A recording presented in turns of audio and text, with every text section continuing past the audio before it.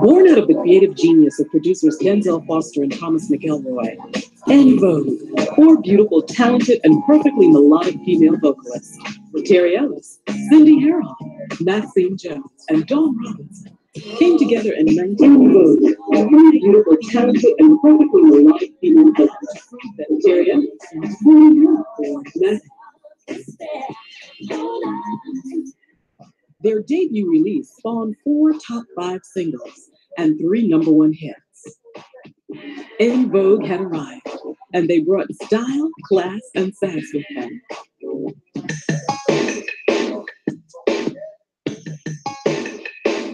In 1992, after major television and awards show appearances, the group took their image to the next level, and the funky brothers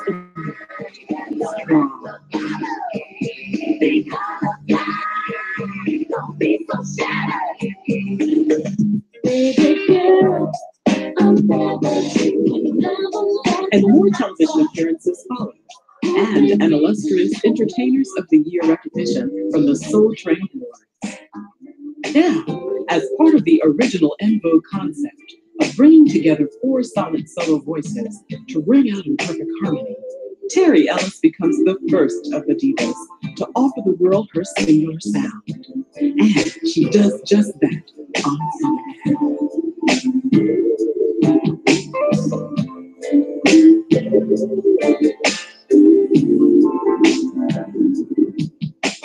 She's a lady, oh, such a lady. She's a lady, sophisticated lady. She's a lady, oh, such a lady. She's a lady. En Vogue was known for, the high fashion and the glamour. But at the same time, each one of us are individuals, and we have our individual tastes. And mine, I guess, would be simple. Everybody called me conservative anyway. And me calling the album Southern Gal is just really me saying I'm proud to be from the South. En Vogue is due to be back in the studio next year. I don't know the date yet. But the group is still solidly together. I was the one in the group that never really desired to be solo. Not that I didn't desire to be solo, it's just that, I was singing and that's what I wanted to do, and I was, with other people, and that felt great. And it became, I think, security as well. So now for me to be doing it by myself is terrifying. And it's terrifying. It's terrifying. I heard somebody scream a nickname, the Nun. Is that correct? Has to be Terry. Terry Ellis, yes. Why do they call you the Nun? Well, she's not anymore, as you can see. She's quite uncovered Yeah, today. I was saying. Well, you know what? This is totally out of my character. Totally. She normally would never wear anything like that. So we call her the Nun because she hates dressing like this. Yes. Well, I told them I was going to wear a coat when we came out here, but nobody would give me one. Attending Prairie View, I think, is when I realized, and being a part of the band is when I realized that I really wanted to sing. And that I really could sing. She is a Black college graduate of Prairie View A&M University in Texas. Please welcome Terry Ellis to Video Soul. Hey, Terry. Ain't nobody see this picture right here. I never took a picture.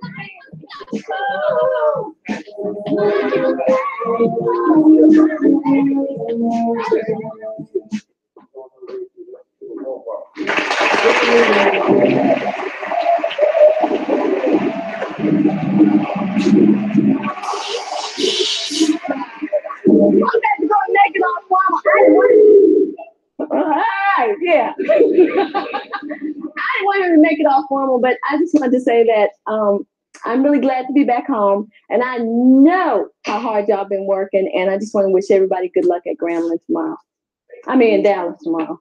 Kick butt.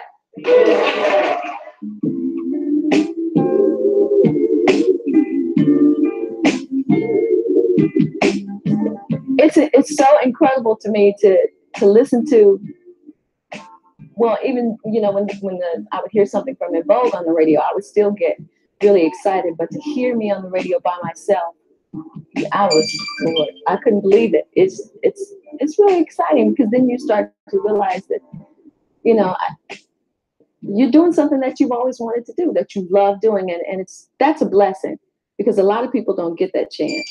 And, you know, it's exciting. It's exciting. I can't say anything else about it. I'm very proud of her for her accomplishments. And I think more than anything else is that she's remained grounded. She's still Terry, you know, she still comes home and washes dishes. And she's still hungry all the time. So, you know, she hadn't really changed at all, with the exception of, I think she likes what she's doing a little bit more. I think she's on time for quite a few gigs, because she has David to take care of if she doesn't show up on time. So it's a little bit different now, but we're all extremely proud of her. And I think she looks at it more of a blessing as opposed to a talent. And we see it as a job. So we just kind of keep her sane when she comes home, as opposed to the glitz and glamour. So she knows that she's comfortable. She can come home and kick back, not worry about it, and just be a Southern girl. I was singing in this band, and I was singing with this guy named Shang. I was the only female vocalist in the band. And we came to Prairie View and opened the show for Maze. And I can remember you coming up to me asking me, was I going to college? And I said, yeah, I'm going to college. And you asked me, where was I going to go? And I said, TSU. And you said, you should consider going to Prairie View, coming to Prairie View. And I said, oh, okay. But I really didn't want to leave home at the time. So anyway, it was time for me to graduate from high school. And did you keep in touch with me? I can't say I remember if I did. I can't remember. I can't quite. I remember talking to you again, some kind of way. I know where it was. Ron Leverett's fraternity had a party at the Women's Center. And the band we performed. Played there too. Right. Sure did. Okay. That's the connection. And that's when you really talked to me about coming to Prairie View. And I filled out 2 applications for TSU and Prairie View. And Prairie View answered first. And that's when I decided, well, you know, I'm going to Prairie View. And I remember you telling me, well, when I come to Prairie View, to look you up. So I came directly to the band room. And Mr. Edwards, didn't you take me around campus? No, I met you in the hallway at registration. Okay. And this was like, I guess about 7-8 months later. And I remembered seeing you coming toward me or something. And I said, I know her. That's her. And I said, you coming with me, come on to the band room, and we'll sign you up for marching band. Yeah.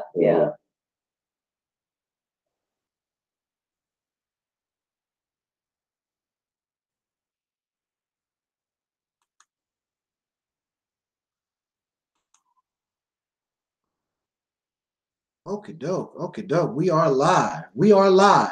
No doubt about that. And I'm definitely in the house. I ain't just no 7. Let me set up this screen here real quick. Okay, let me set this screen up. Okay, yes, we are live.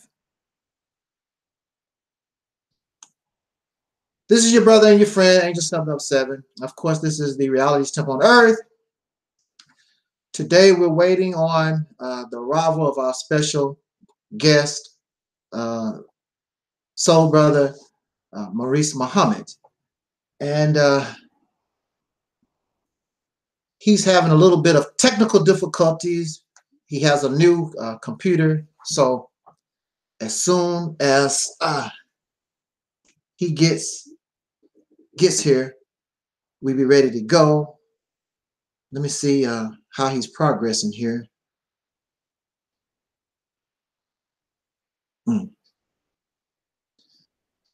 Live TV. You have to excuse me, I'm on the tired side, but then I'm always on the tired side. This has been a very busy weekend. I had as a guest yesterday, for those of you who missed it, and it's posted on this channel, of course. I had my brother, which of course he says he's soul brother number 2, my brother Daku, who came to speak with us about Black liberation, urban gardening. And I think that you should find that sort of interesting. We also touched on other subject matter, but as that brother stated, you know, we look at gardening or farming simply as a means to, you know, consume food to keep ourselves nourished. But also, the brother made a statement, whereas your farming or your gardening can also be the tools or the building blocks of weapons that you can use in any type of revolution. And I know when he brought that up, it reminded me of this this guy that was in prison, and he had read certain books, and he took the grasses and the ordinary things that we see out in the prison courtyard. He took those things, these grasses and pieces of paper, whatever he could find, and he actually made explosives, all types of different things. And they had to stop this guy from being going out in the courtyard, you know, because he could. That's amazing to me, to have that type of knowledge. Wow. To take a piece of grass and it'll blow up on you. Can you imagine being somewhere with your loved one, y'all kissing or something in the grass, and the grass blow up? You know, I'm pretty sure it's more technical than that, but I mean, wow, you take a piece of grass and the grass can blow up. You know, just ordinary things that you find outside in any yard, on the street somewhere. Wow, that's amazing stuff. Okay, let me see.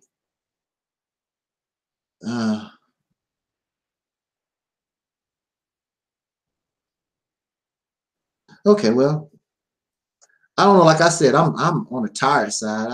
I don't know what we need to do. Maybe I should play some more Terry Ellis while we waiting, because I really don't feel like talking. If I felt like really talking, I could speak about that brother Ali Muhammad. I just put up a post.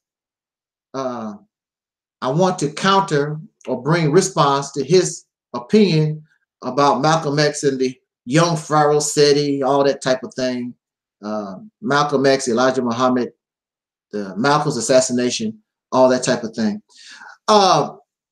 Really, on the real tip, none of us actually know what happened. The only thing we can do is assume and guess, because we was not there. Many of us wasn't even born. When Malcolm X was assassinated, I was a baby.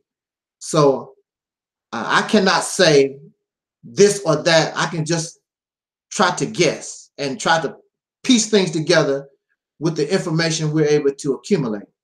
Just like in any case, if you go to court and they call you for jury duty, you was not there. The police was not there. The only one that was there at the crime scene was the victim and the alleged murderer. We don't know what happened. So we have to take the information and the witness testimony and try to find similarities and connections and try to come up with the best scenario. Unfortunately, if we don't have certain information, unfortunately, if we don't get certain pieces of evidence, we would draw maybe to the wrong conclusions. There are many persons who are sitting in jail right now because a jury didn't get a certain piece of information, and by law, key information can be struck out of the court that could be the evidence needed in order to keep somebody from going to jail. That is, I find that very unfair, because whatever you can find to try to defend yourself, any type of evidence should be held before the court so that the jury can see those things. But as you know, we live in a unjust society. They're not interested. They are interested in the, oh, there go Brother Maurice. Brother Maurice, is that you, brother? Can you hear me?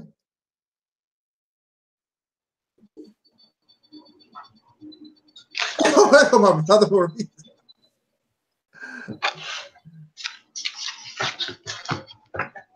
How you doing there, Brother Maurice? You hear me? Yes, sir. Love, how you doing? Yes, sir. Yes, sir. Yes, sir. I'm fine so far. I'm fatigued, but you know, we're supposed to do this thing, so I got to roll. They kept me busy. I had an interview with my brother Daku yesterday about Black urban gardening. The brothers wanted me to help them with their blog talk show last night, and now I'm up early this morning here, and I'm like, I have to call this brother, let him know, look, can we do this early? Because I got, unfortunately, like, you know, unfortunately, like so many of us, I got to work. So, you know, I got to, I really don't have to, but I need to get an early start on what I need to do. So get out the way. But anyway, we're here, and I'm ready to do the best I can. That's all I can say. But anyway, definitely. This is Most definitely. Yes, sir. Well, anyway, to the audience, this is, of course, the Reality's Temple on Earth Internet Ministry. I am your soul brother, number 1, Angel number 7. And today we have as a special guest to speak on the topic that we've chosen, young Pharaoh, Nation of Islam.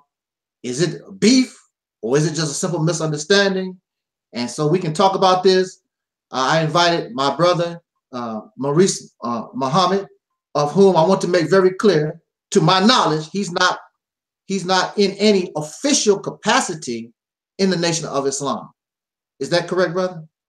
Yes, sir. That is very correct. Yes. So very correct. So whatever he says, what's that said, does not necessarily affect the what's that word? Exactly. Does not necessarily affect the opinion of the Nation of Islam. Okay. Exactly. So don't go around.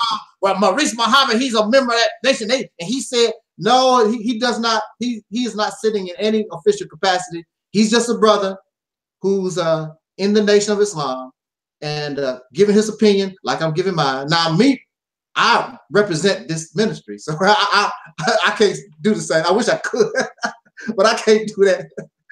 Anyway, brother, welcome to the Reality's Temple on Earth, brother Maurice Muhammad. Thank you for being here, brother. Haven't talked to you in a little while, haven't seen you in a little while, but I have kept up with your some of your commentary, and of course, both of us are familiar with the current climate right now. That's why we chosen this particular topic. Young Pharaoh, SETI, Nation of Islam, beef. Is it really a beef, or is it just a simple misunderstanding? We want to talk about that. I know that this topic also can be pretty emotional for some of us, but I would hope that in our earlier correspondence through text and speaking in person, I hope that is the type of conversation that we want to continue to have on this live stream. So with that said, brother, however you want to introduce yourself, you know, bring yourself, you can talk to the audience and we can get this started. Yes, sir. Thank you. Brother says, my name is Brother Maurice. I am not here representing the Nation of Islam or the believers. I am here representing myself and giving what I believe good information on this topic. As I was putting out the event yesterday, a brother had responded to that, and I don't have the message is gone, but I was looking for it. He said that I wouldn't say it's a beef, but it is definitely a misunderstanding. Yes. And I would use the word, it's insightful and borderline treasonous. Mm-hmm. Borderline treasonous when it comes to how you do what you do. You know, it's okay to critique anything and anybody. We should be able to do that. But it's the manner in which things are done. Not to cut you off, brother Maurice. You sort of on my end, you sort of crackling. You sort of like I can't really explain. Sort of, I can hear you and I can decipher what you're talking about, but it's some type of technical thing on your end. I don't. You have any suggestions of maybe what it could be? Do you? I don't know. Sometimes, do you have the tab on your computer? Is it muted? The tab on my computer muted? On the when you pull us up on the computer, mm-hmm. That's playing. Sometimes it can interfere with you talking because it's that video is talking plus you're talking, so it has to be muted. You understand what I'm saying? Okay, but which mute my computer? The on the Google Hangout, mute my mic? Right, the Google Hangout.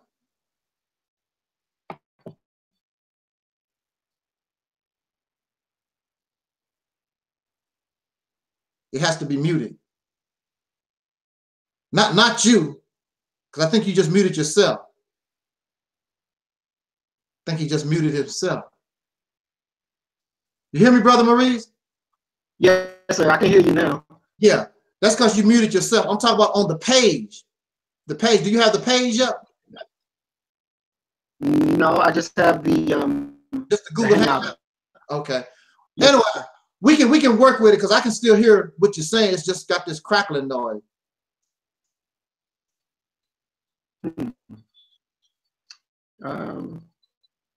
Let me close the other windows that I have up. Yeah, that's what I mean. That's what I mean. The window with this video, you need to, if it's on, you need to mute it because we're talking and that's talking. It can bring interference.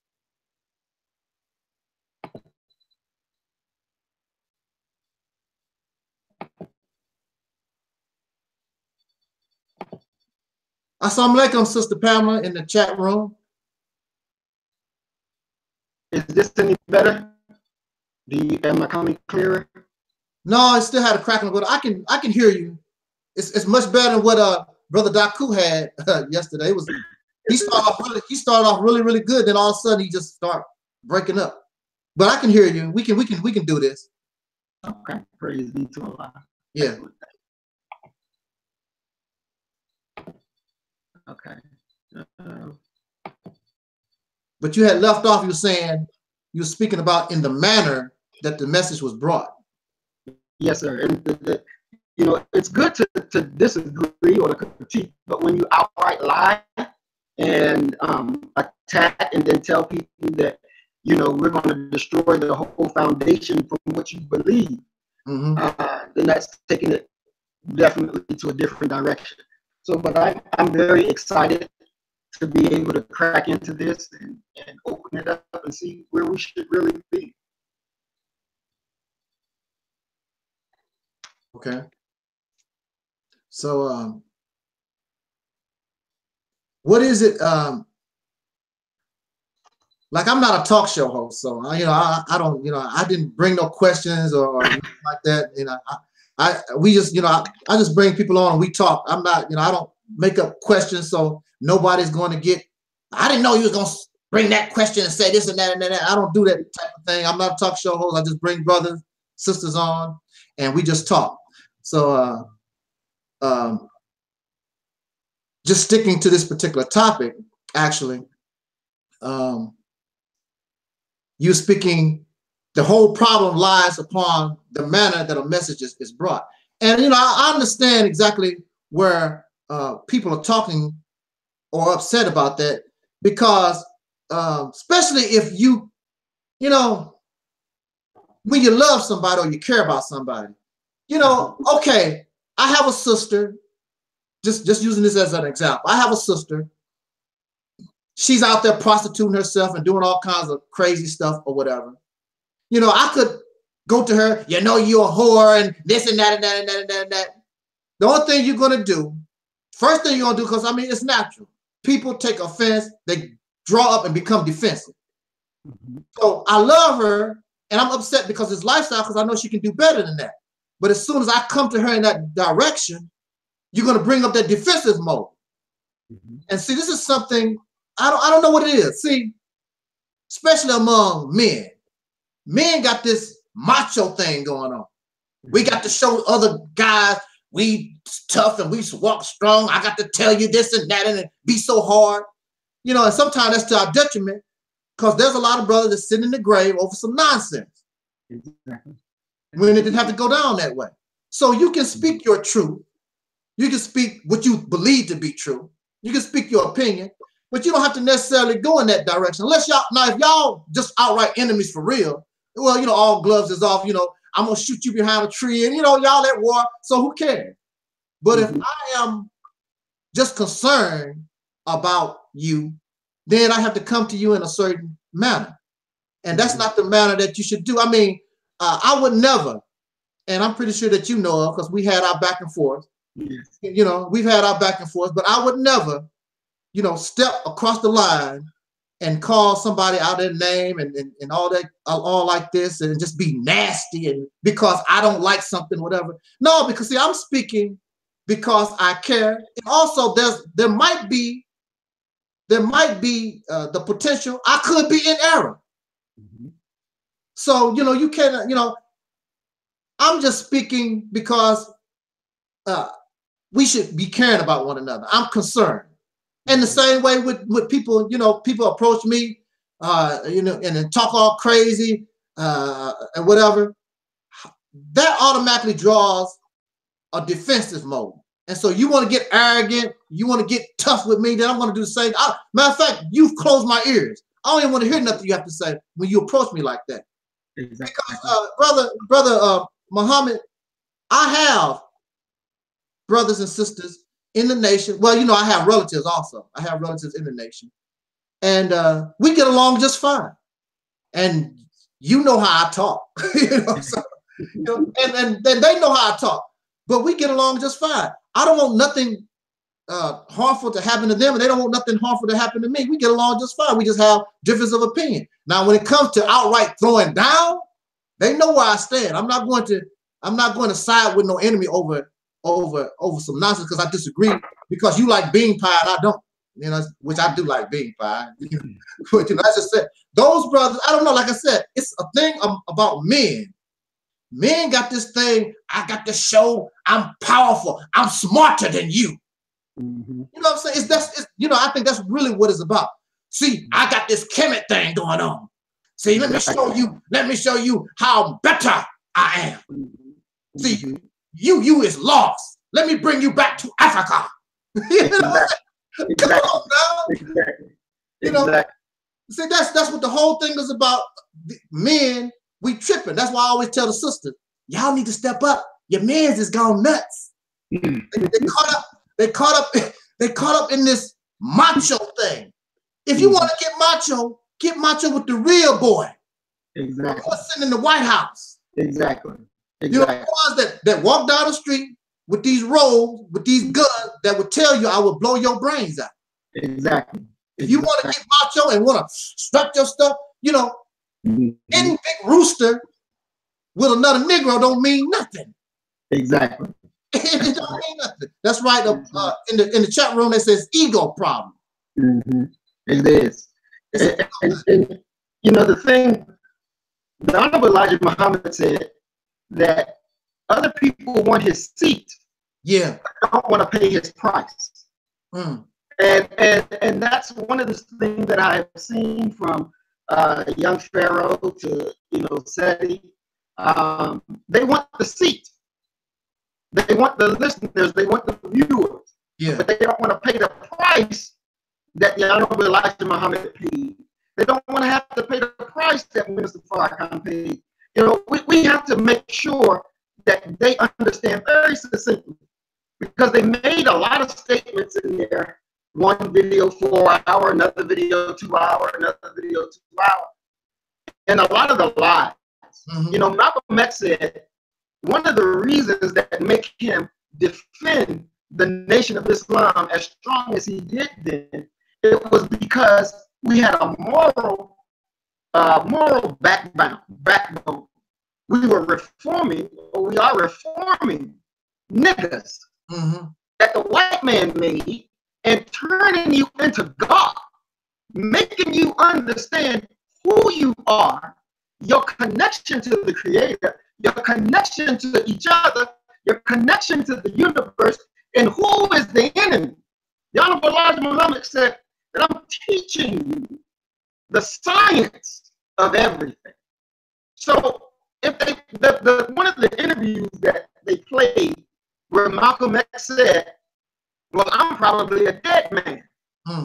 And Mike Wallace said, well, why do you say that? He said, because if I would hear somebody saying what I'm saying, I would want to kill them myself. So if Malcolm is saying that he would kill the person that's speaking these things, and even with him, with his apology memo or letter or tape that he recorded that's available, you can hear him say out of his own mouth, I'm sorry for the things that I have said. I shouldn't have said those things. But, you know, he was hurt. He was in his feelings, like we can get when we go through that divorce. But the Nation of Islam, what the Honorable Elijah Muhammad taught, is the root of our coming out of the mental and physical slavery that this enemy has put us in. So when you attack the root and you say that you want to stop future generations of our people from listening to the Honorable Elijah Muhammad, from listening to the Honorable Minister Louis Farrakhan. Now, to me, and again, this is just me speaking, but to me, here is a teaching that raised me up, that brought me from the gutter and made me who I am today. Now, I'm not as big as Minister Farrakhan. I'm not there. But I'm on my way to be a better God than I ever was prior to this knowledge. So when you cut our people, our children, away from the knowledge of themselves and the knowledge of good and evil and the knowledge of Satan and the knowledge of how you came to be in this condition, you're sentencing our people back to what the enemy brought them into. And that's unacceptable. So we can understand why Malcolm said that the person who does that is worthy of death. Because you're not just killing yourself, but you're killing future generations of our people. And if we had enough of this suffering under white supremacy, because of our ability to think, see, it's like we're so afraid of the enemy that it stops us from doing the things that we should do. It's not so much the white man, but it's our fear of the white man. And once you go beyond that, see, that's why the Muslims in New York killed the police officer in the mosque when they attacked the mosque, and the New York police officers still don't like it that this day that we are what they call got away with it, but they earned that. They earned that. You can't come against God and think you're going to win. There's a price that will be paid. And so just as, you know, they blame Malcolm's death on the nation, but yet when you listen to what they say, they constantly contradict themselves. Because young Pharaoh said the CIA killed Malcolm X and blamed the black community. This is what he said in that video with him in a second. But then he comes after that and says, the Nation of Islam killed Malcolm X. Farrakhan had something to do with it. Farrakhan came on national TV and said, I'm sorry for my words helping make the atmosphere for Malcolm to be killed. That's what he said. That was his apology. Because the words did add to the atmosphere. If Seti and young Pharaoh is killed, now I've done the videos. Do I have any blame in that? I would be able to say the same thing that the minister said. Maybe I helped create the atmosphere. Right. You know, but help creating the atmosphere is not pulling the trigger. It's not pulling the trigger. The reason why the Nation of Islam, we were upset with Malcolm is because you learn something about the Honorable Elijah Muhammad, and out of Malcolm's own words, he said, at first, when I first learned, I didn't want to say anything because I didn't want to shatter the faith of the believers who believe the messenger to be who he said he is. So if I come out and say he's doing this, then it may shatter their faith and cause them to go back into the life that the messenger brought them out. So Malcolm said, at first I didn't say anything, but now I'm saying it. When Pharaoh says that, he said, I didn't call Elijah Muhammad a pedophile. He said Malcolm X called him a pedophile. And that's untrue. Malcolm X did not say the Honorable Elijah Muhammad is a pedophile. Malcolm X said that he impregnated teenage girls. If you go back and read the COINTELPRO file, they addressed the subject. They said Elijah Muhammad has wives. They said we are not going to play that up because if the rank and file black people that's not in the nation hear that this man got more than one wife, that will attract them to come into the nation because you can have more than one wife. Now, this is in the CIA, the COINTELPRO records that they said this. That they're not going to promote it, they're not going to do anything because it's going to attract other black men to come in because you can have more than one wife now. Right. So there was no thing of him being a dirty old man sleeping with this young girl, and that this man had wives. And if it was he was sleeping with underage girl pedophilia, that's a charge that they would have locked his ass up for. Because if they locked him up for quote unquote draft dodging when he was too old for the draft, you know they would have locked him up if he was doing something like that. They wouldn't have let that slide.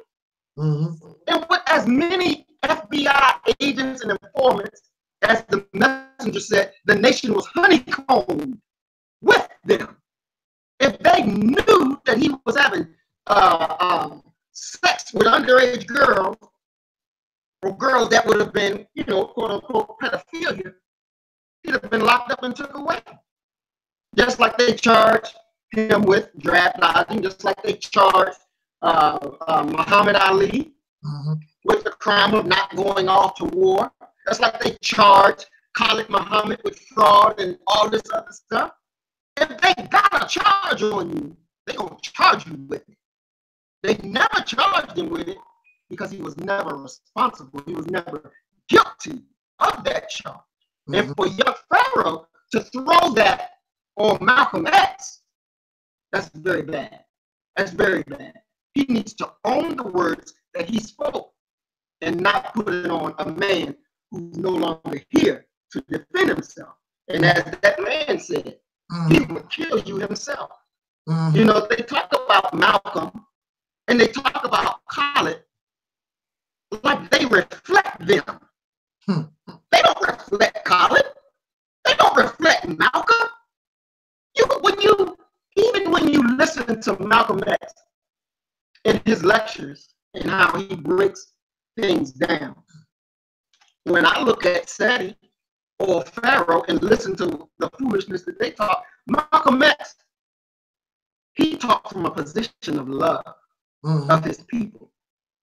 Khalid Muhammad taught from a position of love from his people. There was never this thing of, you know, I'm going to do this so I can be seen. It's never that. It's never that. It's always from a position of love. They don't respect Khalid Muhammad. Khalid came from the Honorable Elijah Muhammad. Khalid would never agree with what they said. Never. Never. And he would say that they would be worthy of death. Malcolm would say it as he did. You are worthy of death. And that's something that they need to understand. This is not a game. This is real life. And anybody that came to knowledge have to understand that, where did you get it from? If there was no Master Pharaoh Muhammad, there would have been no Elijah Muhammad. If there was no Elijah Muhammad, there would have been no Malcolm X. If there was none, there would be no Farrakhan. There would be no Khalid. There would be no Maurice Muhammad. We would not be here. I would not be here either. Exactly. Exactly. So as a sister told me one day, and she was the local representative for Black Unity in Europe and Britain. And she said to me, before working with you, Brother Muhammad, I hated Farrakhan. I hated Farrakhan because I believed he had something to do with the death of Malcolm X. But because I'm working with you and I see the love you have from your people, now I love Farrakhan because Farrakhan made you. And look at what you're doing for the people. That's the restoration. It's the restoration of our people. Simple as that. We all make mistakes. A mistake is an unintentional departure from right. Right. But what these two have done was error. This was willful. Because with little research, you could have came up with the truth. Or they could have done and said, hey, why don't you come and let's talk about this. Let's see where it goes. You know, ask questions so we can get to the answers. And truth be told, because our people's life is at stake. That's something that's real. That's something that is real. And can you imagine, brother, if the majority of our people thought like you and me? Wow. Do you can realize the automatic change that we would go through as a people? How we would be, we would not be the bottom of the barrel. We would not be this oppressed group. We would not be that. We will be assertive. We will be doing the things necessary for our wives and our children to say, that's my dad. They're building.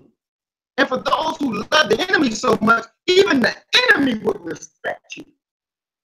Because you're doing what you should do for the betterment of your own people.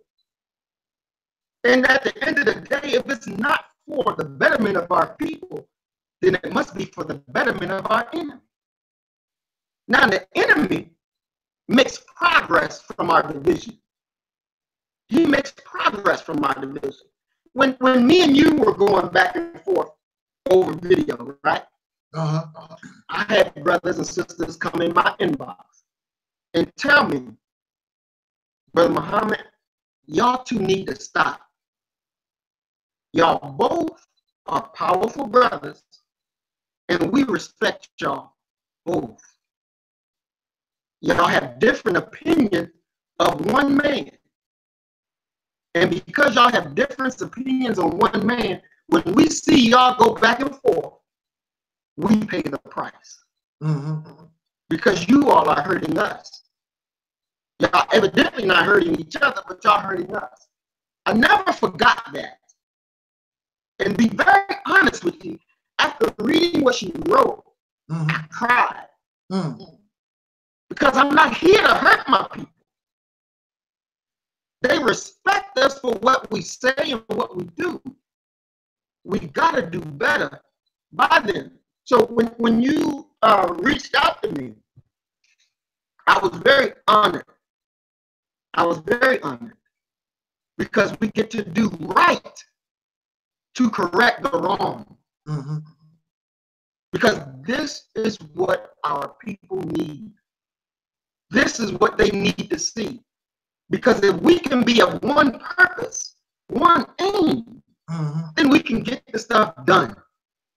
And our people will learn from it. As I tell our members of the Initiative Radio Network, every time we turn those mics on, we're writing policy in the hearts and minds of our people. That's sacred ground. That is sacred ground that they're entrusting us with. That they're listening, that we're imparting knowledge, wisdom, and understanding so that they can raise themselves and their children from what we're teaching. This ain't a game. Yes, sir. This is real life. Yes, sir. This is real life. Yes, sir. I'm sorry for going on so long. No, you're supposed to. This is your house. You can. This is why you're here. You know, I'm here all the time. I can run my mouth. I feel like. But if it wasn't for you, I wouldn't be here right now. That's that. Praise be to Allah. Let me tell you. Yes, sir. I hear that. I hear me in the background. Yeah, you need to mute that tab. Okay, hold on. Let me see. Okay, try it now. All right. Okay. It's good. You still hear it? Yeah, I can still hear it. This is the only time. Now you muted yourself. This is the only tab that I have up. I closed everything out. All right. Well, we work with it. Who knows? We fine. We don't have to be perfect. Yeah, made me lose my train of thought there. See, this is the thing. I tell brothers all the time. Look, even in your own circle, everybody not going to agree, because you might like apples and your brother, y'all agree on the same doctrine, ideology, but he might like another fruit. So, you know, no matter if you're in your own circle or out in the general public, we all different. You're not like your brothers and sisters. Y'all came from the same womb. You're not like your brother or your sister. Everybody is different, got different tastes, got different likes, come from the same mother and father. We just different like that. We have a problem with being different. Mm-hmm. The problem is we all are similar, and we are in a similar situation here. We all have something in common.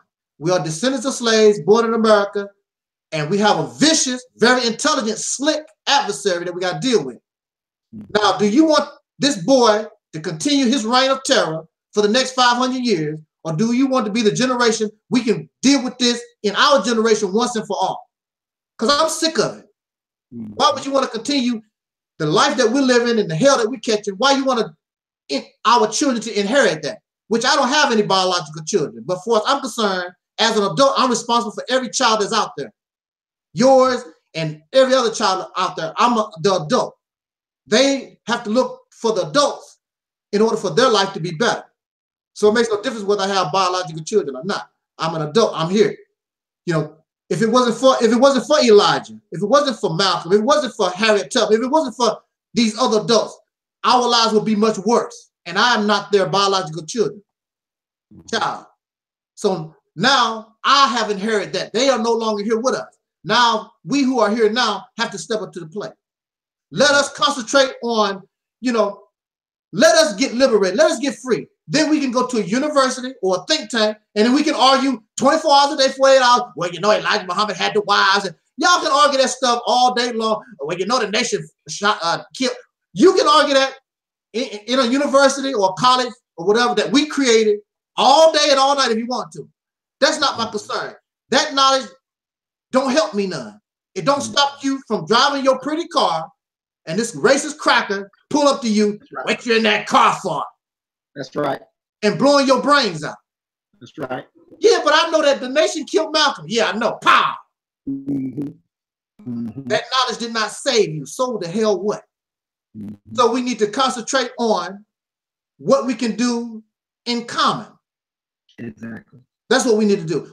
Concentrate on the things that we can agree upon. Exactly. You know, you might not like apples. Do you like apple pie? You know what I'm saying? So, exactly. You know, we want to debate and argue over the things we disagree with. Why don't you debate and argue? Myself and Brother Muhammad, we're going to sit down. If we can debate about Elijah Muhammad's wives for 5 hours, why can't we come together in a room for 5 hours? How can we get along, bro? Exactly. And if we can't do that, if we can't get nothing accomplished, well, I'll see you next weekend. That's right. For another 5 hours until we get this together. That's right. If you want to do all this debating crap. And, you know, we have to learn, especially as men, all this old macho bull crap. Nobody impressed by that, man.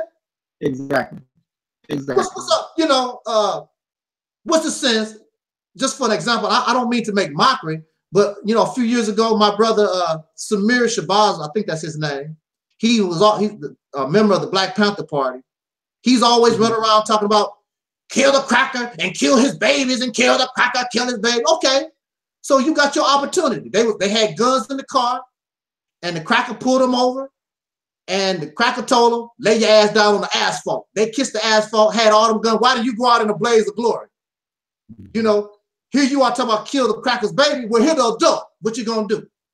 Right. Right now, I haven't heard. I don't know what's going on with him, but I think he's still probably on probation after that incident. You know, let's raise money for Brother Shamir or whatever his name is. For what? He should have went out in a blaze of glory. Kill the cracker, kill the baby. You got the guns right there. There's your opportunity. Didn't do nothing. Lay it on the damn ground. See, look, let's not front. All this macho stuff don't mean nothing. Let's look at things in the real sense. Let's just deal with it realistically.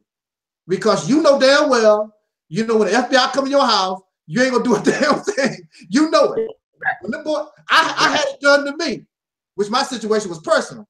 But I know how I feel. Man, they had a helicopter around my house. They had a helicopter up in the air, and the FBI was there, and they had these guys in these it's these biological suits. They was dressed in orange. Because a lot of times they don't like going into places because people can have diseases. Right. So the biological guys can come in, and check your place out before the main guys come in. I got home. I'm like, what the hell going on? The biological guy was in the house. They had maced my dog, threw him in the dog cage. It was a messy situation. I know how I feel when the FBI, police come down on you. It's not, and then all your neighbors looking out the window, what the hell's going on? I ain't never been in trouble in my whole entire life.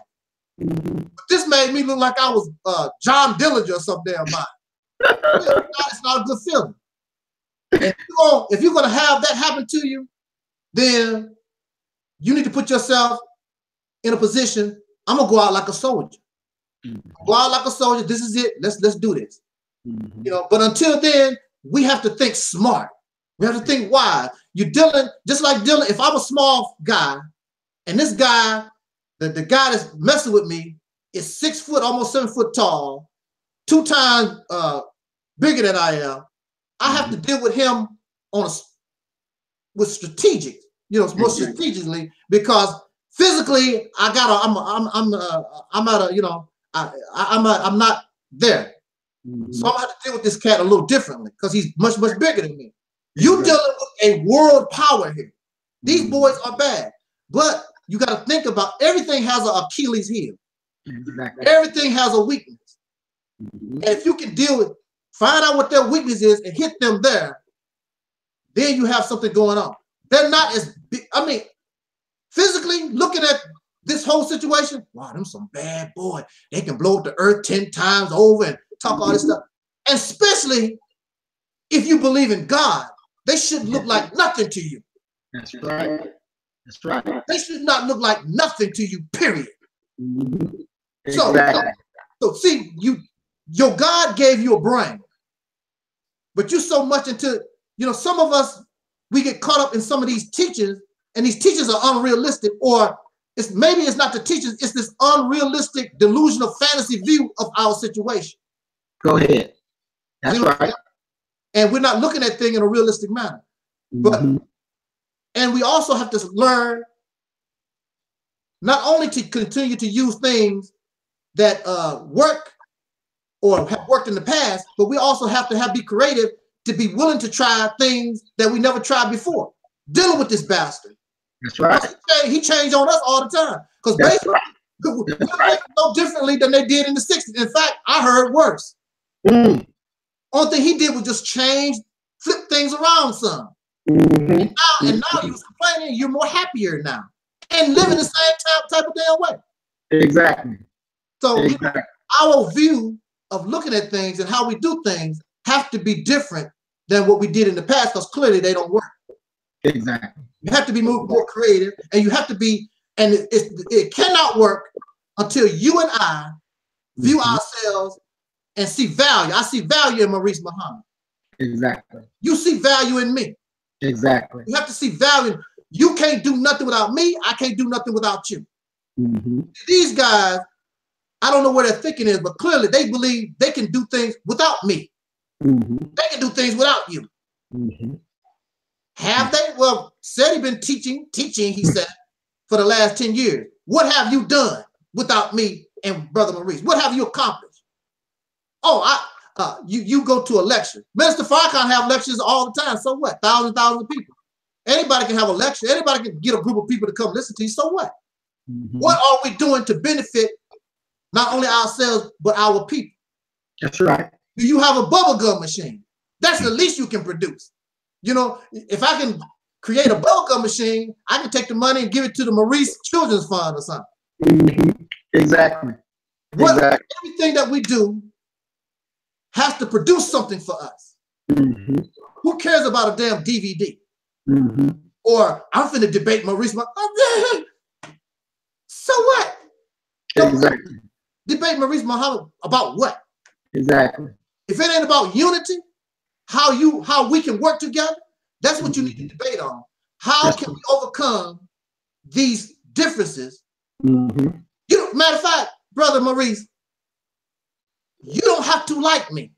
You don't have to love me. I always give this as an example with Michael Jordan.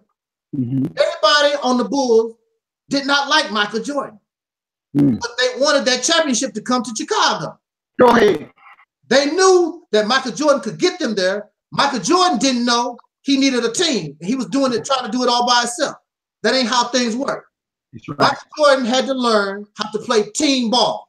And when he learned how to play team ball, that's when the Bulls back to back, they were smashing records.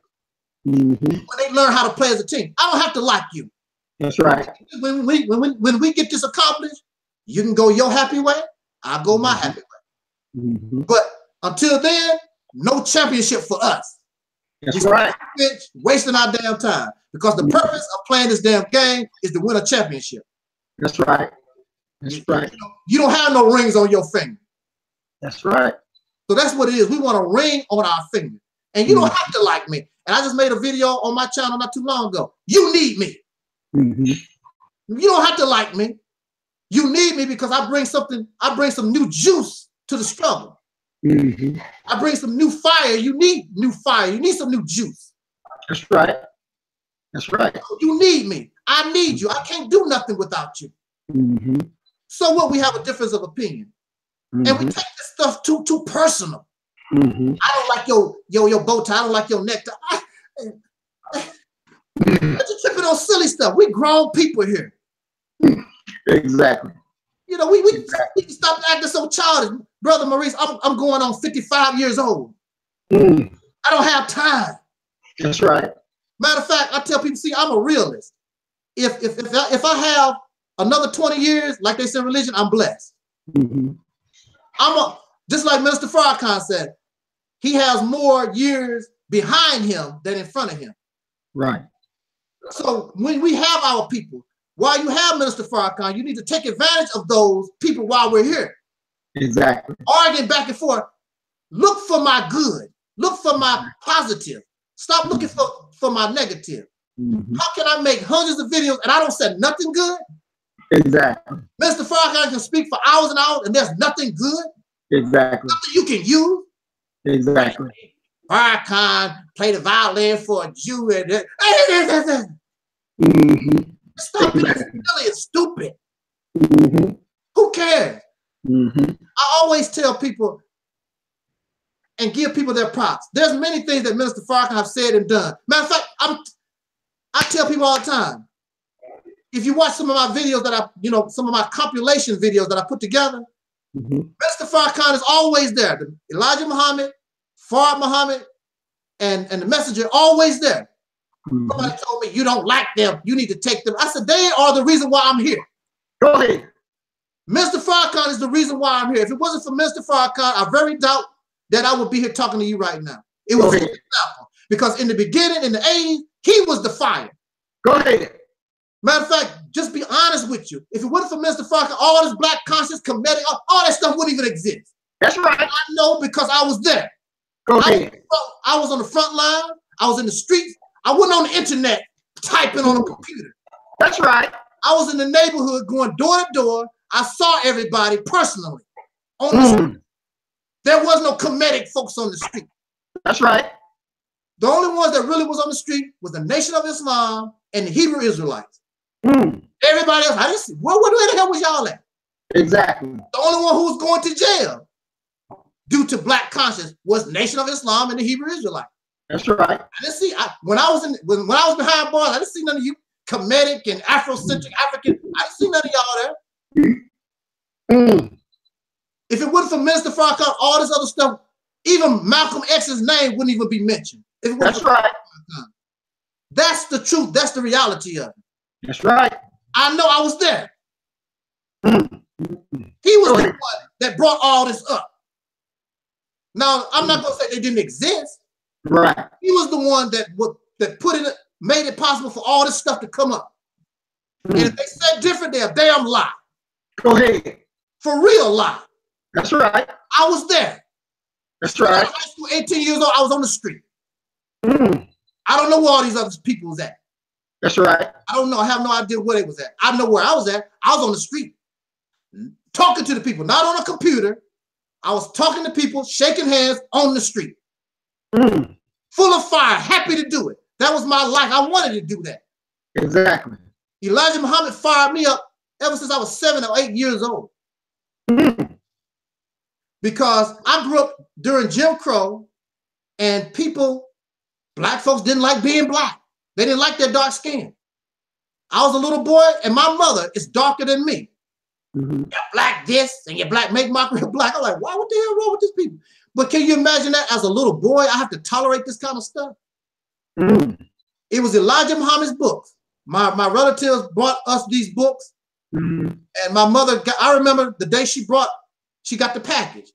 And my mother thought, because it was like close to Christmas time, so she thought it was a Christmas gift.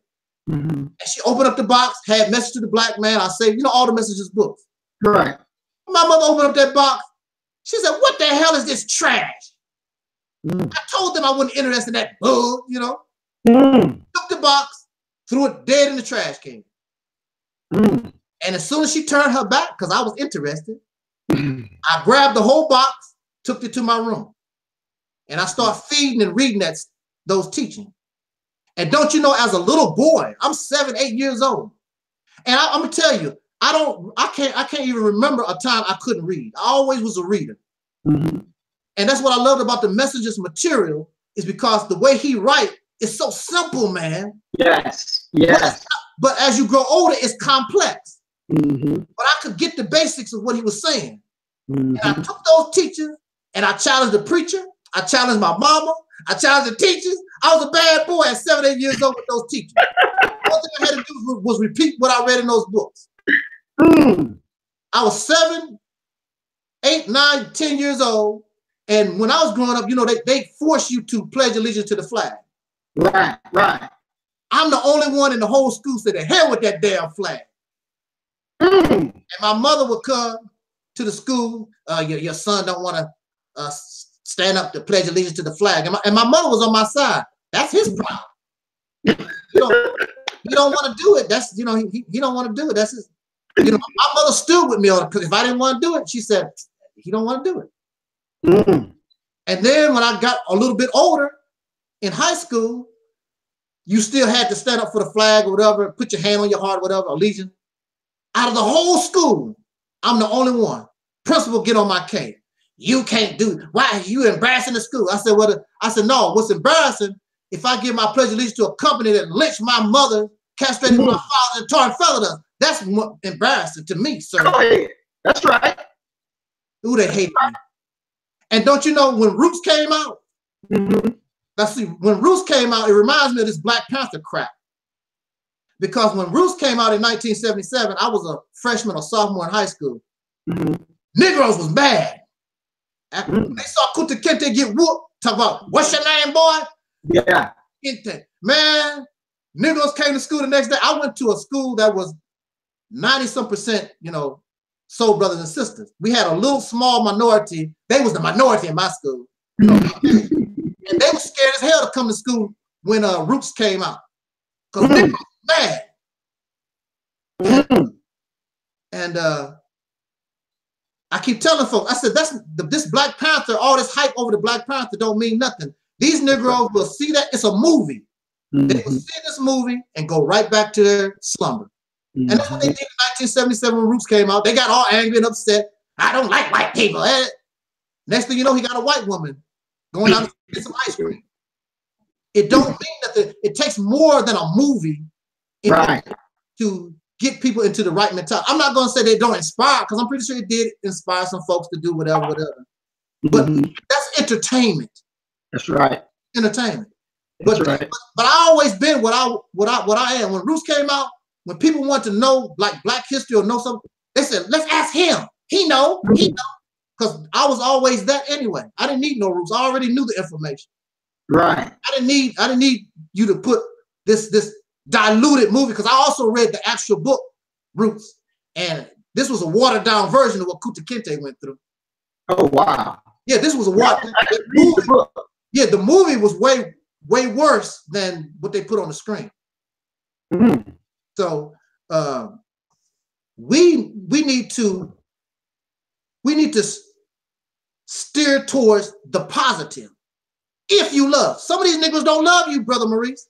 That's right. That's just the bottom line. That's right. Let's get real. They don't love you. So if they don't love you, then I understand people say you shouldn't want to kill nobody, all like that. Look, you got somebody that don't love you.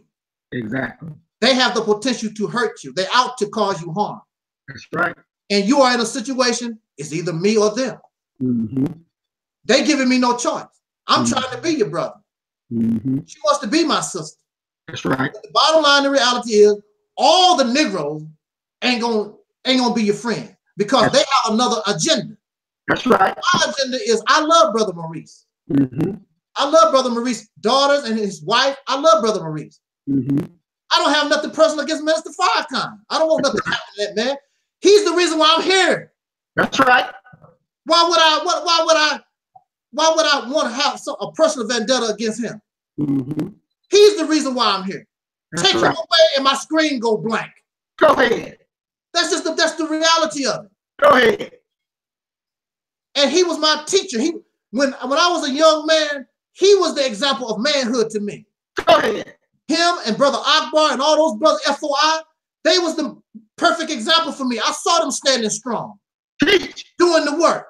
That's right. I can't water that down. Now that I am what I am I supposed to go back? Well, you see them Negroes that means I have not evolved. That means I have not grown. Them brothers in the 80s, those men, I give them their props. They denied their families so they can do the work. They put themselves in life-threatening situations. I know, because I was there with them. We could have been killed in some certain situations. That's just the reality of it. Because, during the 80s, not only did we have to deal with the Anti-Defamation League and all that, them old idiots like that, but we had to deal with some of Wallace's people, the Bilalians. Oh, really? Yeah, you know, especially like in New York, it really was silly. We was fighting over street corners, like selling drugs. They wanted to sell their newspaper, and we wanted to sell the fighter. It was silly stuff, man. I mean, it was silly stuff. But that situation could have turned into something for real big. Exactly. You know what I'm saying? So, again, everybody has an agenda. If you're not talking about unity, you ain't on my, you know, something is wrong. I have to question that. If I can argue, if I can spend 4 hours talking about, well, you know, Elijah Muhammad did this and then that, then I can spend 5 hours, brother, how can we work together? That's right. That's right. There was a time when people get into it, they put them in a room, and you don't come out till y'all solve y'all problem. Exactly. See? Exactly. So this is what we need to do. I am proud of young Pharaoh and Brother Ben. They had a little conference. They got together and they squashed a few things, whatever. But see, those are younger men growing. You have old heads who are pure idiots. Pure idiots. They egging on this thing. Kill so-and-so, they deserve death. Why are you egging that on? You know, you're putting this out in the atmosphere. No, those brothers, they done what they done. You should applaud them for trying to do the right thing. And then you should be an example of yourself. Go to your brother or your sister of whom you having a problem with. Look, y'all, let's follow the example of those young brothers and let us squash this stuff, man. We have bigger fish to fry. There's no bigger fish to fry than the United States government. That's true. There's no bigger fish to fry than that. I don't have time. If you can't deal with the big boy, what do you look like messing with the minnow? I'm not interested in the minnow. I want to, because the big boy is the one giving me hell. Exactly. I remember Brother Maurice when I was a little boy, I was bullied. I was bullied for about two, 3, maybe 4 years by this guy. And now this is the messed up thing about it. I was scared as hell of this guy, but when I got home, my mama tell me to do something. I ain't gonna do that. Talk to me. She said, "Boy, what you turn up your nose? Who the hell are you?" And my siblings, fight them with everything I had. We get into a tussle, physical confrontation. I'm gonna fight my siblings with, man. You know how it is when you just punch everything you got. And that's what I would do with my siblings. But here's the guy, every day, calling me names. I'm a little sissy, kicking me in my ass, wouldn't touch him. Just sit back and cry. Why you doing this to me? Matter of fact, Brother Maurice, that's the reason why I started doing Michael Jackson impersonation. Because when I started imitating Michael Jackson and Elvis Presley, I entertained the bully that caused him to, get some of the pressure off me. That was the reason why.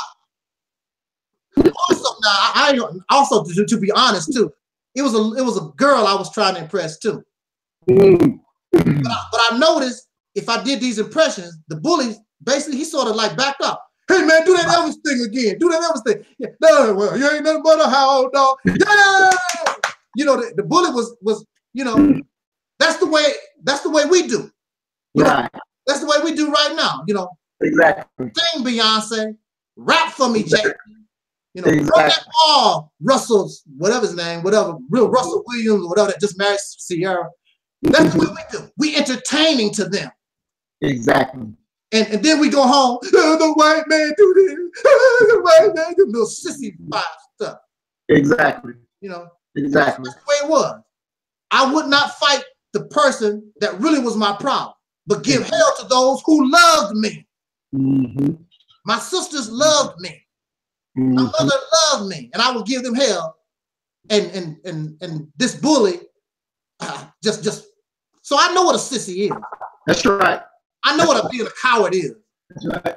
Brother Maurice, I was a good runner. They asked me to go. They asked me to go off a track many times because I learned how to run, and I was a runner. So excellent. So this is the thing also. Why would you want to attack your brother But you're not going to attack the big boy, who's the main problem why you and your brother are at each other's throats to begin with. Exactly. Exactly. Exactly. You know, you brought up something that I wanted to touch on. Yeah. When you're talking about the DVDs and all this debate stuff. Yeah. You know, there are so many nonprofits that are supposed to, quote unquote, work for the upliftment or the improving the conditions of Black people or poor people. Yes, sir. They get money every year and every year. But the condition of the people never change, because it will be against the nonprofits if they did change, because then they wouldn't be able to make the money that they're making off of our suffering. So what I have seen is, for some of these that are out there and they're selling their DVDs, as long as we're suffering, our suffering is profitable for them. Right. Profitable. So they don't want the suffering to end, because if the suffering ends, then they go out of business. So they replace the love of their people for dollars. That's right. They replace that. That's right. So that's why they would rather you come see a debate. They would rather you come pay $25 to watch this live stream of them trying to tear down other Black people. Yes. But they don't have nothing when it comes to coming saving and working for the upliftment of our people. I'm going to tell you this. When I got to DC, there was this girl, Ariana Lilani. Her mom is Black, her father is white. And she was a victim, is a victim of real child pedophilia in that DC sex market ring. Okay? Now, you know, you got big Black people out in DC.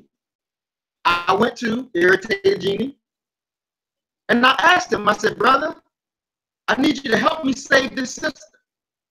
I laid out the story, told him, you know, the little girl went to Child Protective Services, showed him the record where the little girl said in there that her dad gets in her bed and she has to play with his thing. The girl got checked out at Children's Hospital, herpes on her lips and her vagina. And again, all of this is in record. The court still let the dad keep the daughter. Broke all connection with the mother. The mother took the daughter, was trying to take her to another state to get checked out again. They locked the mother up, put her on Rikers Island, just because she was trying to save her daughter. So I went to Irritated Genie and I said, this Black girl needs your help. I need your help to free this girl. Irritated Genie said, I'm not sending me or my followers to go help her. I give a damn about her.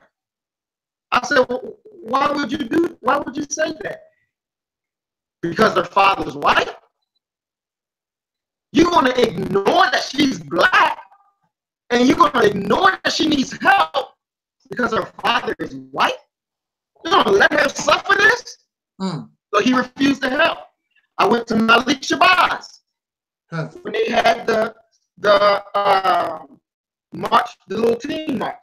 And I asked him, I said, brother, can I have 10 minutes, 2 minutes, 3 minutes to speak about this sister and help mobilize our people to do what needs to be done?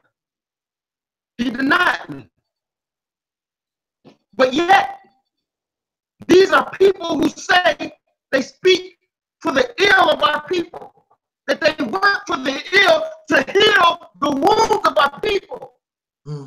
But they are liars.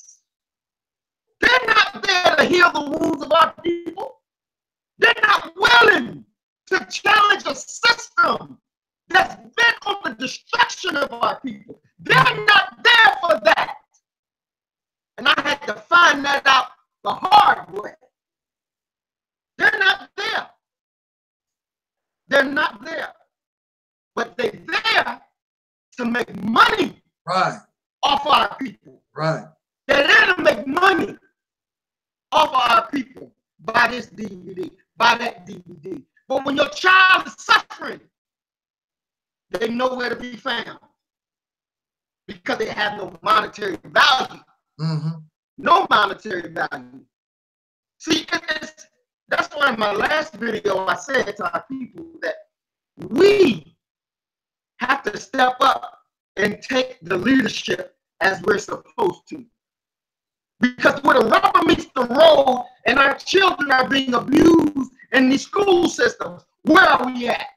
Our children are being abused in every facet of life. Where are we at?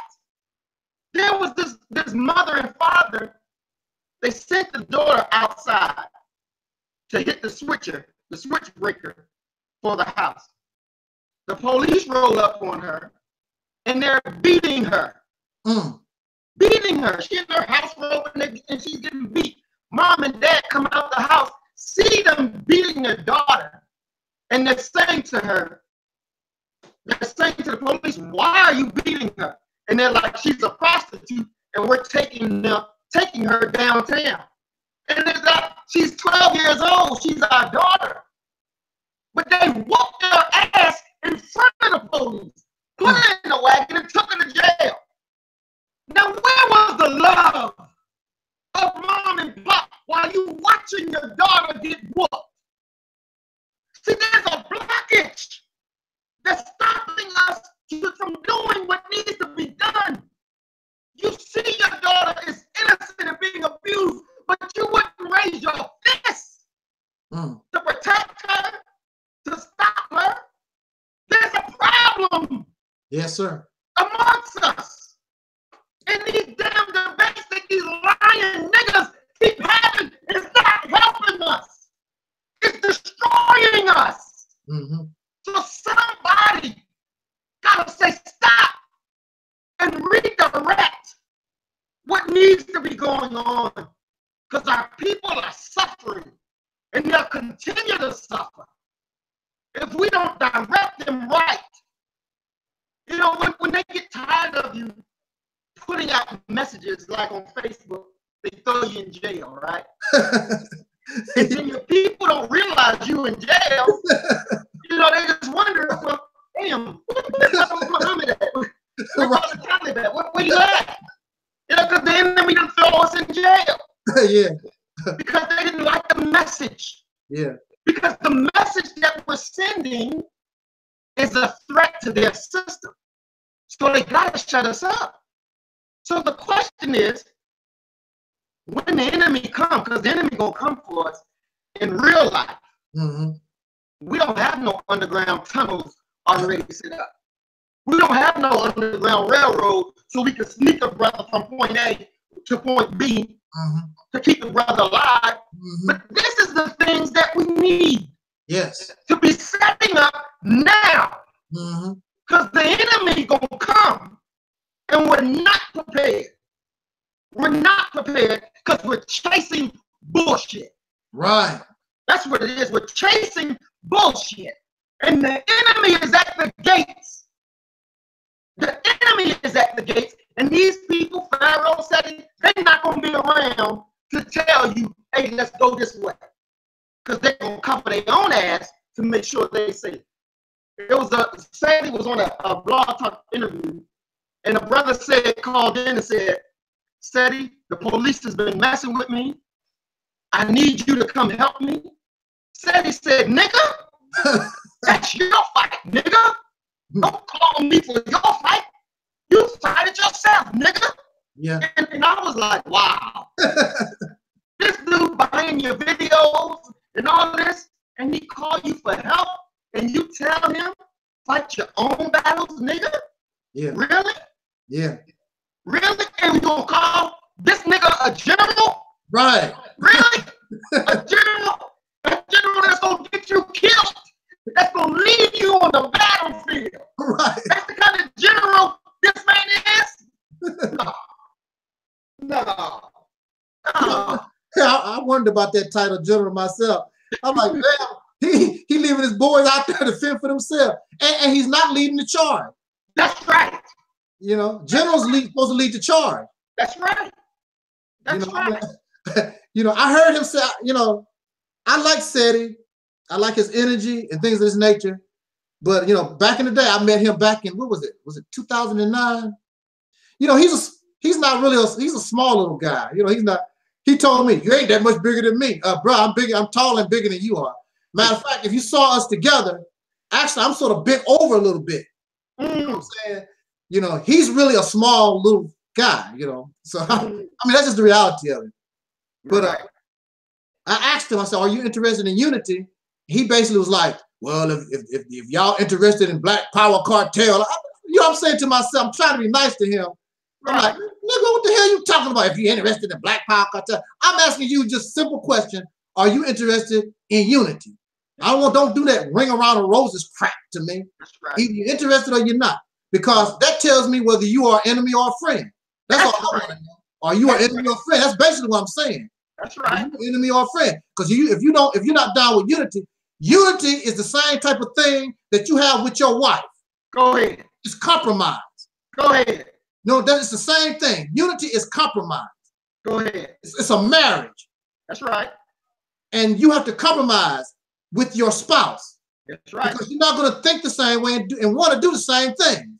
That's you know, right. you might want to go to vacation in Hawaii, you know, but your spouse want to go visit her relatives in Tennessee. That's right. So, you know, now what you're going to do? Just sit and argue for the next 3 or 4 days over that crap?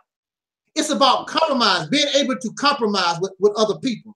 These people want slaves, like they're slave masters.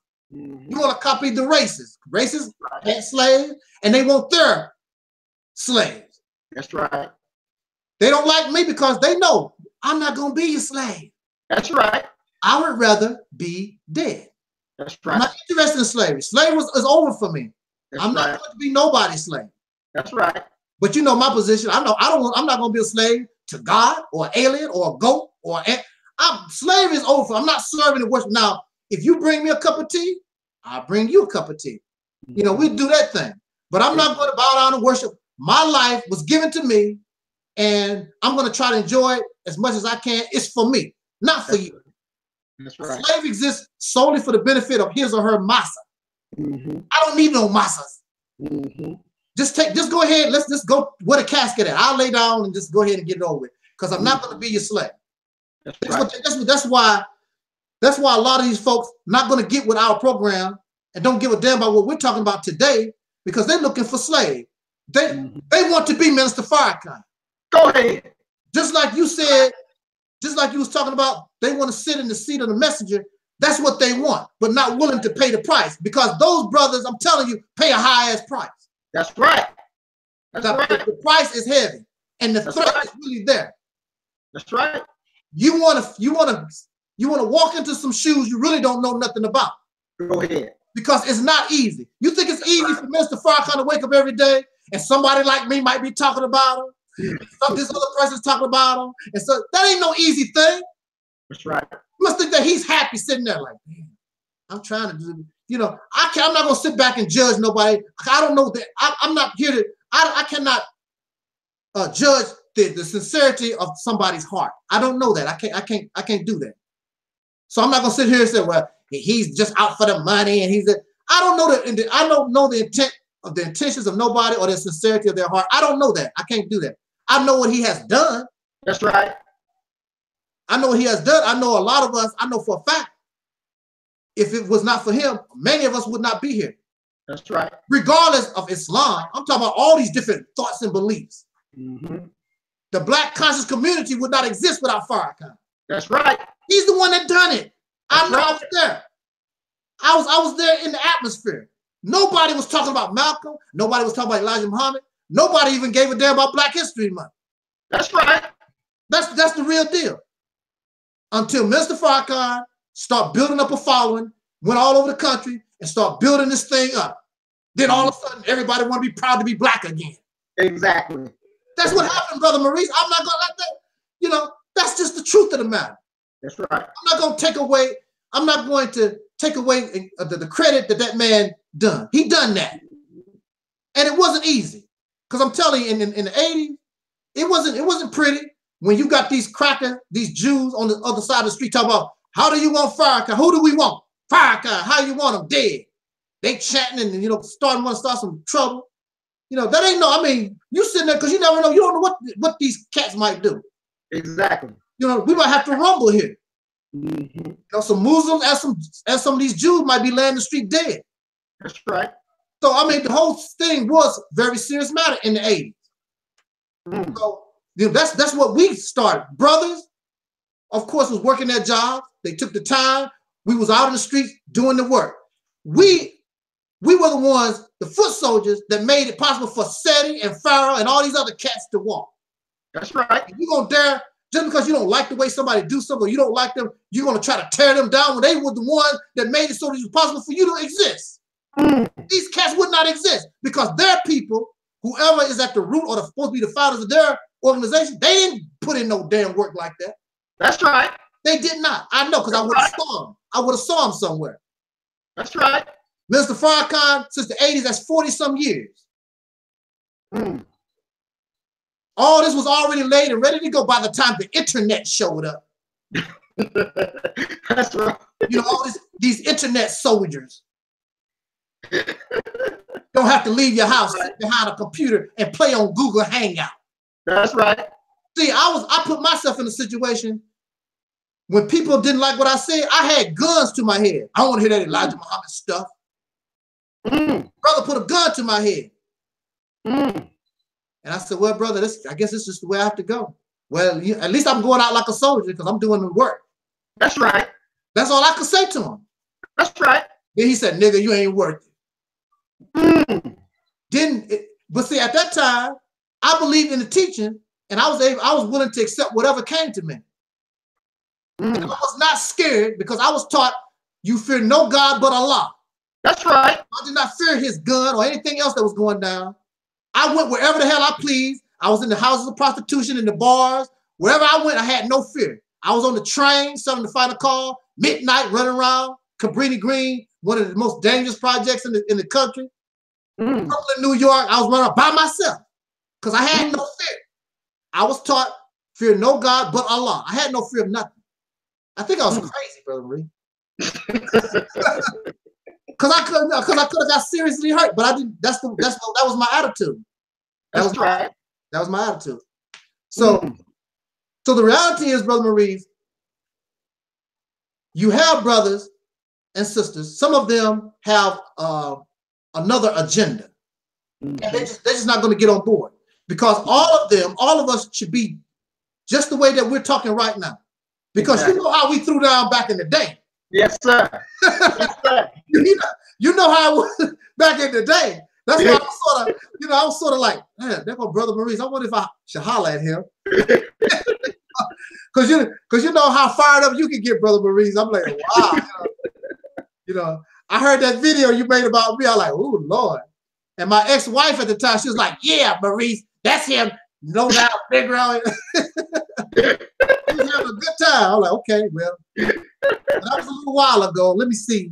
Let me see where Brother Maurice is at. So, but that's the way we have to be because I never viewed you as an enemy. Yes, sir. I never disliked you or none of that kind of stuff. And as ragged as my ex-wife is, and the dirtiest thing she done to me, I don't have no, see, I understand, okay, you angry, get over it. Okay, now let's move on to something different. Right. We are still so-called Negroes, and I'm looking at the big picture, the big enemy.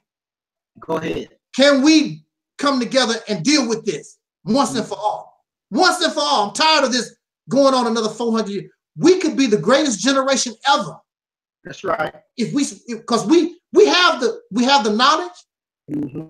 We even have the resources. We can stop this right now. Exactly. And Brother Maurice, see, look, those in the so-called conscious community, those of us who's supposed to be blackity black or whatever, see, we really are the head of this body. If we was acting right, I can guarantee you, the rest will start to fall in line. The hands and the body, they will begin to fall in line. They're just looking for the head to do right. Exactly. They will fall in line. Even I'm telling, see, people don't believe it, but I'm telling you, if you've done things the right way, you would have Oprah on your side. You would have Will Smith. You would have some of our powerhouses on your side. They might not be there directly, but Oprah might send some money up under the table. Get to them niggas. Right. You never know. But you got to get your, they're not going to help you when they see that you're silly. Exactly. They're not going to do it. They're not going to risk and sacrifice everything they built because you're a silly Negro. Exactly. And you'll sell them out. Exactly. Will Smith will do something great. Next thing you know, you niggas done something stupid. He done lost everything he got, and you can't help him. Exactly. They are not willing to risk that. But if they saw that you were serious and was really making some for real moves, I guarantee you a lot of them, because they're not stupid. Oprah knows she's a nigga. Will Smith know he's a nigga. All our people, they know what these crackers talk about them behind their back. They ain't stupid. That's right. But they playing the game how they need to play it. Exactly. They know. They not stupid. Exactly. They not. It's us. It's us. If we can get our act together, we are the head. If we can get our act together, oh man, we would change this almost overnight like it never even happened. And there's nothing the cracker can do about it. That's right. There's nothing. Right. There's nothing that he can do about it. Matter of fact, many Caucasian people would jump on your side because they tired of this racist ass system too. How can you be a Caucasian person? You didn't benefit from slavery. But here's some people walking down the street. The white man is the devil. The white man. Well, I didn't have nothing to do with that stuff. But you're going to get the blame for it because you're the white man. And that's not fair either. So, you know, I'm going to give justice. I'm going to be fair to everybody, even though you deny me justice. Even though you deny being fair to me. I'm not going to be like your ass. I'm going to give you justice. I'm going to allow you to have freedom and allow you to be equal. Even though you denied me, right? I'm not you. I'm going to be just. I'm going to become what in religious circles say, see, I'm righteous. And you don't have to, just because you don't believe in God, don't mean that you can't be righteous. That's right. Because I've always been a righteous person. Matter of fact, I'm not trying to be a righteous person because I'm trying to go to heaven. I'm trying to get some kind of reward. I want to go to the hereafter and get 7 wives. Right. That's not why I want to be righteous. I want to be righteous because it's good for me. Exactly. It's a benefit for me. Exactly. And I love it. Exactly. I feel good about it. I'm not looking for a reward. See, that's where a lot of these Christians in these churches, they doing things for a reward. I want to go to heaven. You shouldn't want that because you want a reward. You should want to be a righteous person because it's the right thing to do. That's right. It's who you are. Yeah, because it's who you are. And it's a lovely way of life. That's right. Because if you become a righteous person, you don't have to worry about arguing over nothing. That's right. Debating somebody over something. And you don't have to worry about even in your relationships, you know, because you're a righteous person and you've able to overcome a lot of this mess that causes us to be crazy and insane. You look better in the eyes of a woman. And the woman, and you know, and when she straightens herself, she looks better in the eyes of a man. Our whole situation changes when we become righteous. Yes. And that's what the Jesus was talking about. You have to be born again. Come on now. Turn into a brand new person. That's right.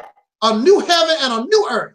That's right. And allow the former things pass away. Pass away. I remember the teachers. I was taught by the nation. I came up in the nation. I was with some bad folks. See, I tell people, see, what you don't understand, see, I was raised in the nation, and one of the main things that the nation used to always tell us, you have to be fast moving, quick thinking all the way down to the modern time. That's right. I still exhibit that. That's right. I'm still moving like that. That's right. I'm still 1 meal a day. That's right. I'm still the moral code of the nation. I'm still that way. Go ahead. Ain't nothing changed. That's right. Except my thinking. Some people think I'm out of the box. But I think it's just an evolution. Yes. That's all I think that it is. It's just an evolution. Because really, there's no real difference. Because I want to be righteous. That's what the whole key is, to be a righteous person. That's right. That's right. A righteous person is not a nigga. Go ahead. Sarah Susan said he always talk about nigga this, nigga that. How are you going to change yourself by continuing to tell yourself that you're a nigga? Exactly. What the Bible said, as a man thinketh, so as is he. That's right. And you keep talking, I'm a nigga this and a nigga and cussing. You're not gonna change nothing. No. So it's confusing. Sarah soon said in front. What the hell are y'all looking for? Go ahead. What is it that you want out of the whole deal? That's right. What if you had an opportunity and all the people said, let's do what Pharaoh and Sarah soon said. What you gonna do with us? Exactly. They have no damn idea. Just like Sarah soon said, he told, that's your problem. Exactly. But then you're gonna make mockery of the people who have an idea of what we need to do. Exactly. The Nation of Islam is one of the greatest organizations that we've ever had, and the way it's set up is beautiful. That's right. And there's nobody that can match it next to Marcus Garvey's movement. You can't beat that. No. That foundation, that organizational strength, even that mentality and mindset, you can't beat that. No. No. Of course, them crackers, when during the time of Malcolm and when Elijah was being, they had plenty to fear. Oh yes. There's like, yes, like this before. Exactly. Exactly. You know, with that reminds me of a point that I wanted to make. Yeah. Because they were saying that the messenger was colluding with the KKK, and that's not what was going on. When the civil rights movement had went down south, or down south, and I believe it was in Louisiana, the skinheads or whatever was attacking them. So the messenger sent them a message to say, hey, look, don't mess with my people. My people, we don't want integration. Right. We don't want none of that. You know, you leave us alone, we leave you alone, and it'll be peace. And he invited them to come to Savior's Day. See, the way Seti and Pharaoh was presenting this, like, you know, we were being buddy-buddy. But no, the messenger was sending them a message. He told them to come to Savior's Day. And they came and were sitting up front.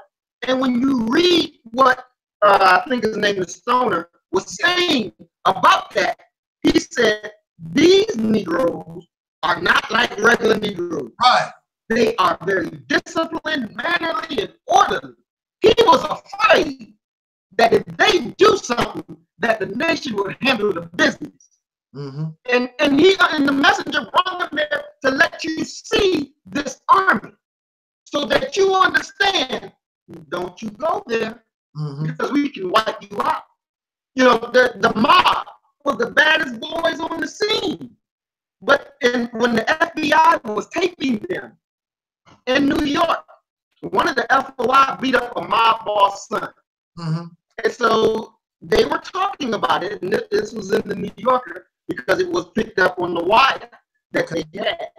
And the mob people was discussing it. And they was like, okay, well, we'll go out and find this nigga and we'll kill him, beat him up, and make another nigga blame it on another nigga. And they was like, but he's a black Muslim. And the dude said, are you serious? And he was like, yeah, he's a black Muslim. He said, well, okay, well, we'll hold off on that. They was afraid of the Muslims. They were afraid. They stole our trucks at one point. The messenger got on the air and said, before the morning, them trucks better be right back there. And what happened? Them trucks was right there. The mob was afraid of the Nation of Islam because what they saw was death. They understood that these Muslims were not playing. Malcolm used to say, there's nothing in a Rexall drugstore that will kill you quicker than a Muslim who has been offended. Now that's Malcolm X. I wasn't alive back then. I wish I was. It seemed like a very strong period. And see, one thing that I understand is that with people like Pharaoh and Seti, they have this misunderstanding because they see the minister as being weak.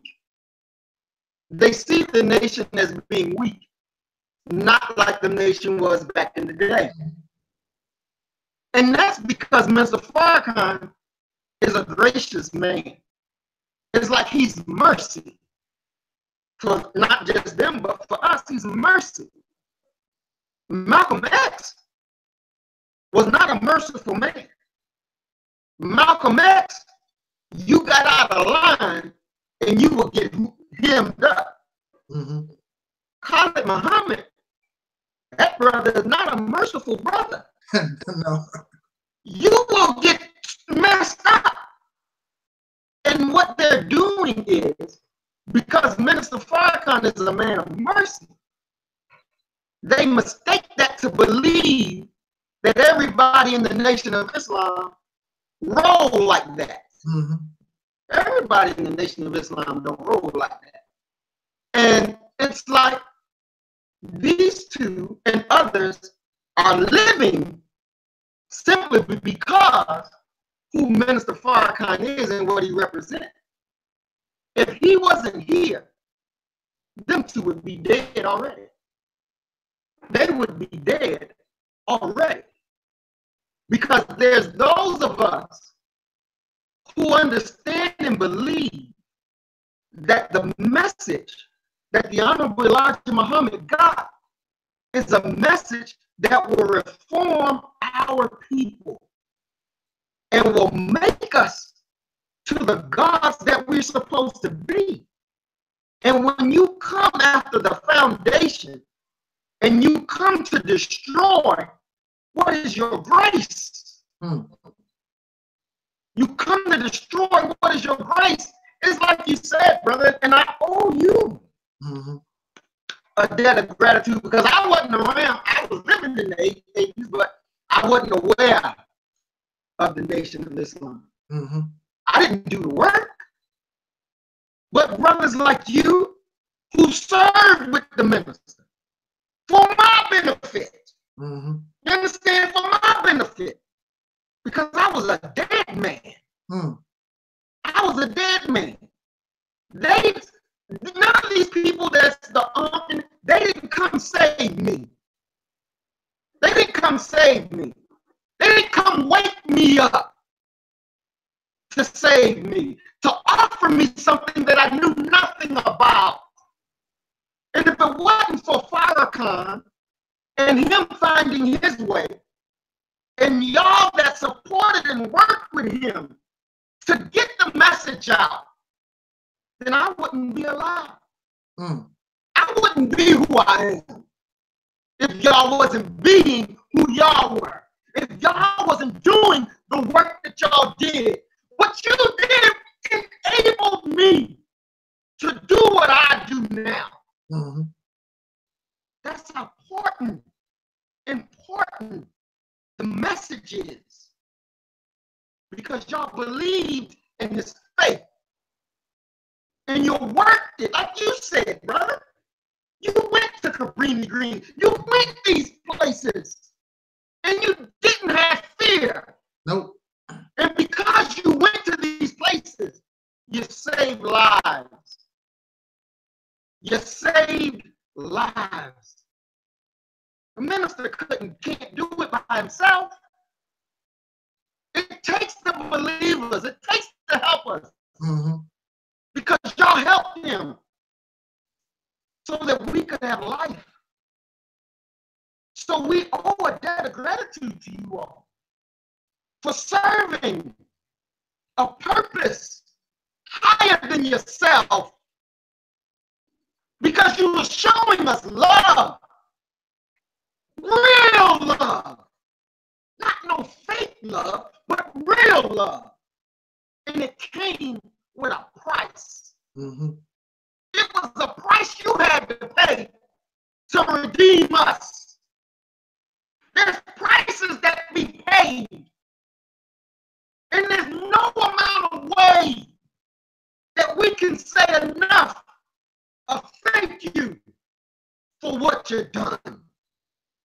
Because if you wouldn't have done it, it wouldn't be no us. It wouldn't be. I would be Maurice Rivers. A no good nigga. I found in the river. Go ahead. Go ahead. Go ahead. That's what I'm talking about. You know, when I my friends, I was in the military, and when I look at those who stayed, Minister Farrakhan said, get out the military. He said 3 times, if I was you, I would get out. And my wife at that time looked at me and she said to me, the minister is talking to you, but I love being a soldier. Mm-hmm. I was what they call a soldier. I love being that. And I'm glad I listened to the minister, because when I see my compartment, when I can see my people who were soldiering with me and the condition that they're in, bodies are broken down, you know, and they're falling apart. But that's not me, because I listened to right guidance. And so he saved me from being broken and torn so that I can help raise our people. Mm-hmm. That's right guidance. That's right guidance. And I don't think we could never thank y'all enough for the sacrifices that y'all had to make to stand with this man when you did. Because in my understanding, that was the rebuilding phase. Yes. Y'all were building. You started with nothing. Nothing. And had to make something out of nothing. And that took work. And that took sacrifice that a lot of us to this day don't have. So we owe you all a debt of gratitude. And you know, Brother Maurice, that's all I ask for some of these people when they dislike some of the things that I have to say, whatever. I said, now, if it wasn't for people like me back in the day, you wouldn't be where you're at right now. We made it easier for you to walk. You sure did. And I put in seven good years, 9 probably at the max. So I've earned the right to complain or say whatever I say. I've earned it because I've done the work. You can't say, well, maybe you need to try. No, I've tried. I was there before you was.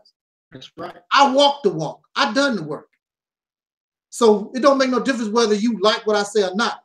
Give me my respect for making it easier for you to walk. Because I give the minister his respect for making me able to talk to you today. That's right. So why you can't give me mine? That's right. You know, I have no problems. I have no problems with my people if you're sincere about loving and changing our condition. But then you have those who really, that's not on their agenda. They have something else up their sleeve. That's right. Because if we can't get along, you sincere and I'm sincere, what's the problem? Exactly. What's the problem? But see, somebody slick. They doing something under the table. That's right. So, you know, we don't, you know, when it comes to those brothers like that, I you know, the only thing I can say as far as they're concerned, they have a certain mindset and they're going to have to get out of that mindset because you're going to mess around and get yourself killed. You're going to get yourself hurt. Mm-hmm. And messing with things, messing with people's, just like you was explaining how the teachings help change your life. That's right. I've been in many churches and many places, and I make sure that I speak in a manner, I'm not going to disrespect those people's belief systems and how they feel. Because see, well, you know, I've never been like that myself. I've never been so passionate that I would want to hurt somebody over my belief. But there are those who are they're very emotional over something that saves their life. That's just the bottom line. That's right. People are talking nasty. Yes. Wow. Yes. And just, you know, and you expect somebody, I mean, you expect them to get a beat down. That's right. You know, back in the day, the only thing you had to do is go to a brother and say, your mama. That's it. Exactly. That's all it took. There is no negotiations or nothing like that. The only thing you had to do is just say, your mama. That's now, right. the guy don't even know who your mama is. Never saw your mama in their whole entire life. They just walk up to you, hey, your mama. Boom. That's right. There is no argument, no discussion. That's right. I see it many, many times. You know, just walk, your mama. Boom. That's it. That's right. We have nothing to talk about. That's right. You know? That's right. You know? Yes. So there are those who are like that. Whether we like it or not, there are those who are like that. And sometimes, you know, we act out of emotion. There are people who have killed people they love due to emotion. That's right. You know, and they may be biologically related. That's right. So here you are, a stranger, talking this crap. You think you're gonna get a pass? You're gonna meet the wrong person. and that's gonna be you was born when? That's right. You left out. We know when you left out. Exactly. You know? Exactly. Where was you born? Exactly. Exactly. So, you know, we need to make better choices. If we are sincere, we need to make better choices with ourselves. The key is love and respect for each other.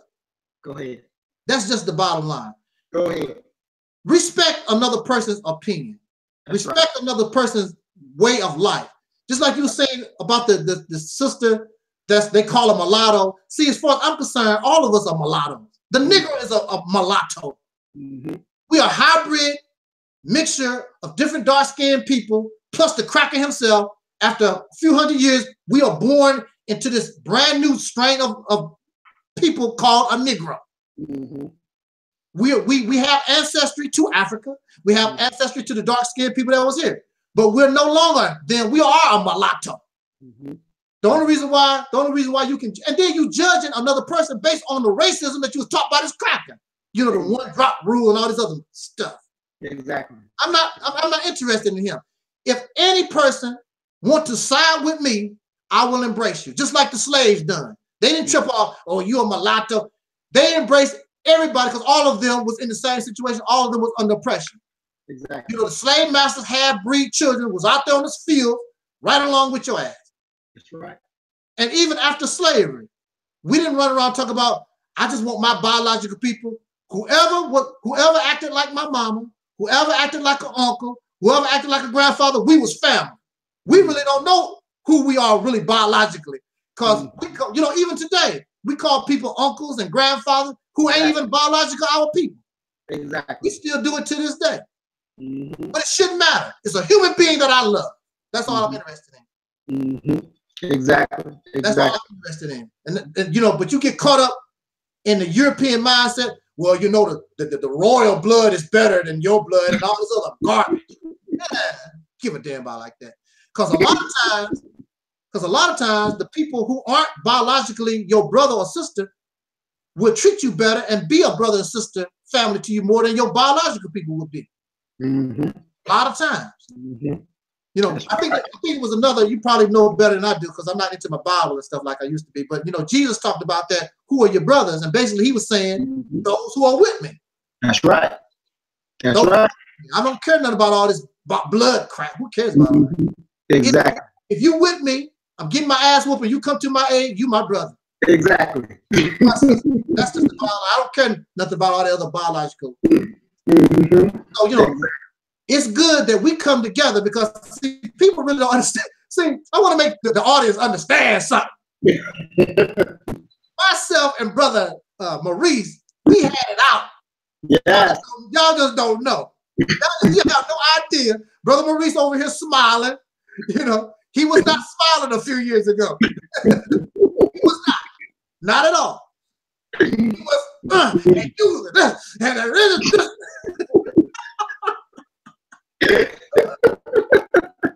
you, see, he was not this Maurice that you see right now. Did not exist a few years ago. Matter of fact, you have the video still up, brother. Yeah. Go to his channel. You see the Maurice a few years ago. Don't take the video down because people need to see that. Yes, sir. People need to see us in our different stages of development. They need to see that video. They're like, wow, they'll look at that video and say, what? That's what I seen today. Oh yeah, believe me, yesterday it was all popping. It was all popping. You can believe that. Yeah, y'all check that. Go to Brother Maurice, and I got his I got your Facebook. I don't know if I have your YouTube in the description box. I'll put it. Y'all look at the video. You'll see a much different D. Muhammad.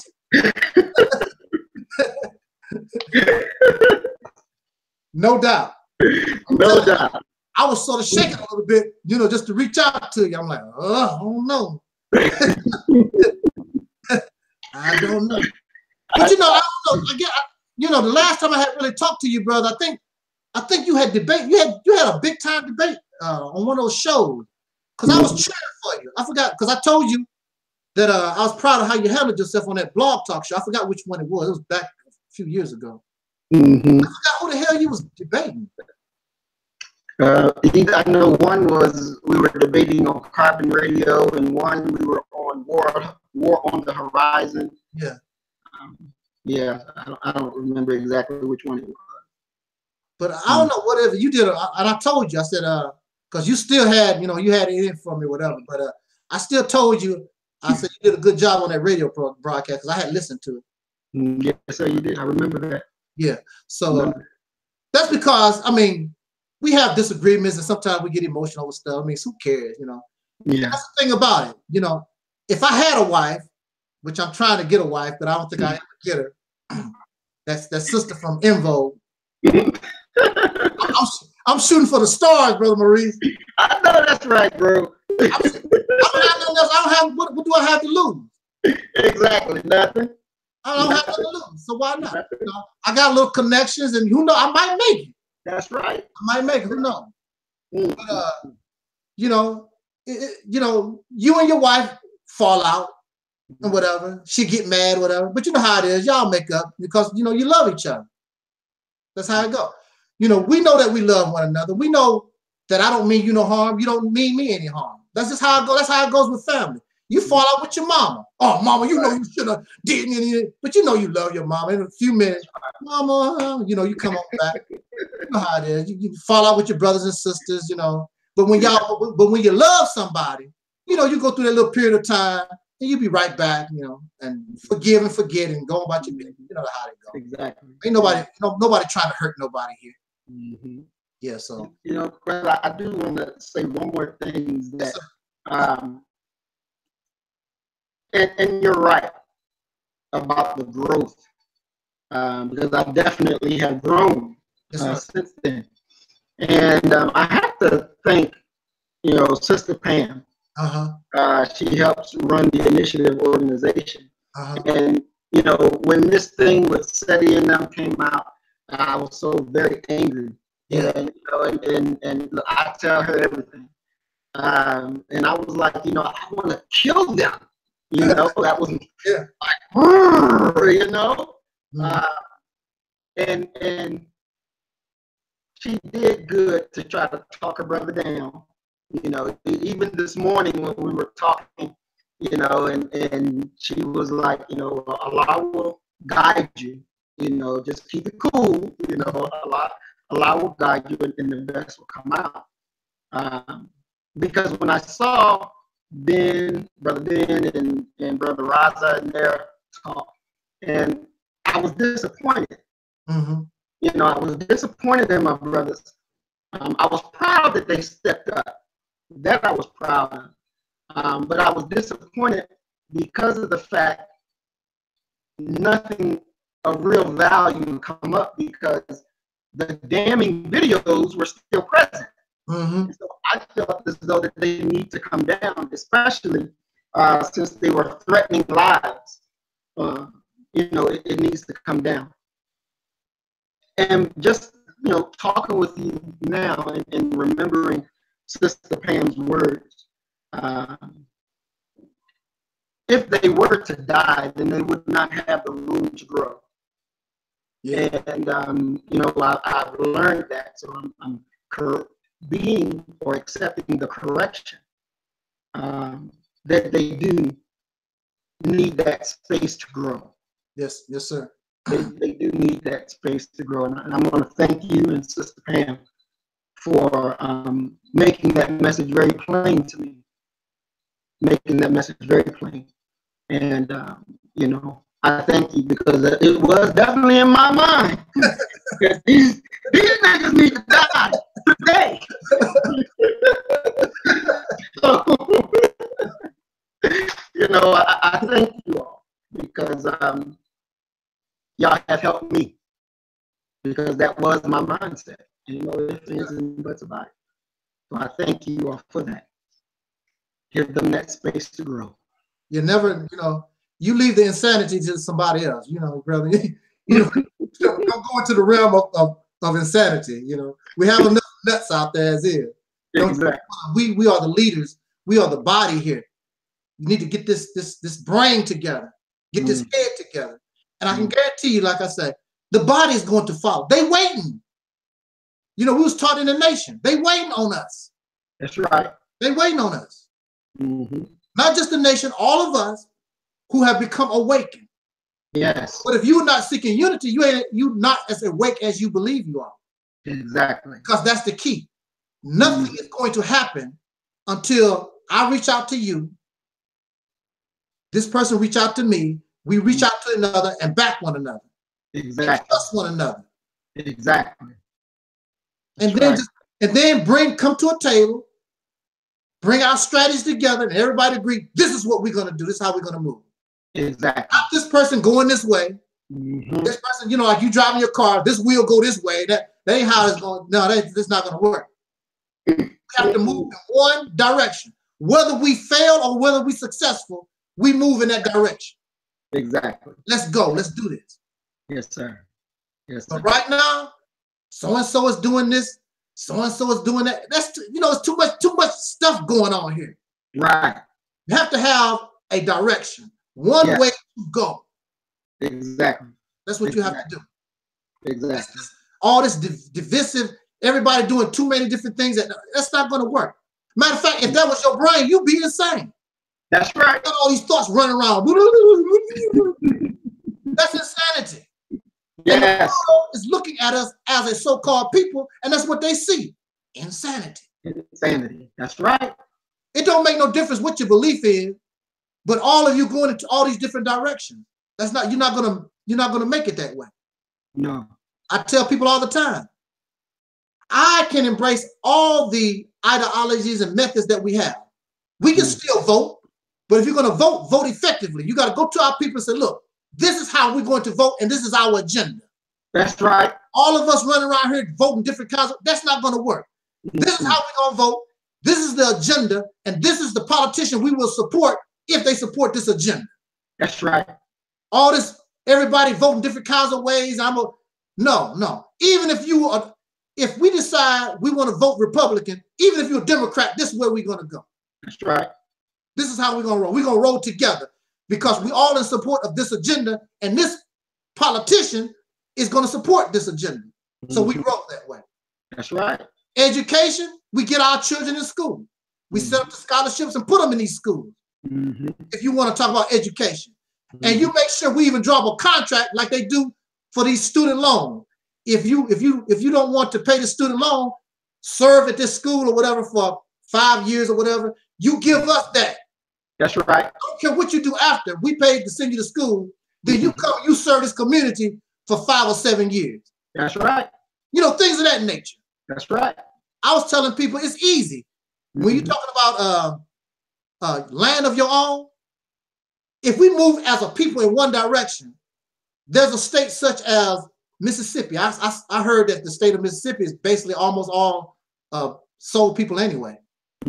So we organize ourselves, get ourselves together here, and what we want to do is move ourselves to Mississippi and just take it over. And you know how crackers do. They don't want to be around you anyway. They will voluntarily begin to leave because they don't want to be under the rule of Negroes. That's right. And we take over the state of Mississippi. That's right. But mind you, you can't do that being a nigger. That's right. You can't have that type of mentality. You might as well stay where the hell you are. You have to go there with a different mindset. And those of us who can't go move to Mississippi, then we support the ones who can go. Exactly. And we take over the state of Mississippi. There's nothing they can do about it. Nothing. And your next object is Alabama. That's right. There's nothing they can do to stop it. And you're still not losing nothing. You're still an American citizen. You're still doing the same thing. You still got YouTube and Facebook. Exactly. You're doing something strategic. Exactly. Now we take over Alabama. Guess what? Georgia coming for you. They're there's nothing, you can't be stopped. Exactly. If you act as one. That's right. But all this divided stuff, and then, you know, you worried about yours. You got Alabama to run. Well, how much work do you think? There's a lot of work. Exactly. You don't have the cracker no more to depend on. Now all the responsibility is on you. You got to keep up the roads. You got to do the electric lines. You got to do all this stuff, build the house. All that is on you. Now, if you fail, then the only thing you did was prove the cracker right. Told you them niggas. Okay. That's right. But if you succeed, glory, glory, hallelujah. That's right. Yes. See what I'm saying? Exactly. They keep talking about Africa. Now you becoming in a position to help Africa. There you go. There you go. See what I'm saying? That's right. But now, you know, so it's up to them. You want to take this serious? Then come on, let's do this. It's not as difficult as you believe. That's right. The problem is you don't want to do it. Exactly. See? That's our problem. You don't want to do it. See, we together because we wanted this. Exactly. But if you didn't want it, if you go back to Maurice Muhammad a few years ago, see, that's a whole different. Negro, what the hell you on my page for?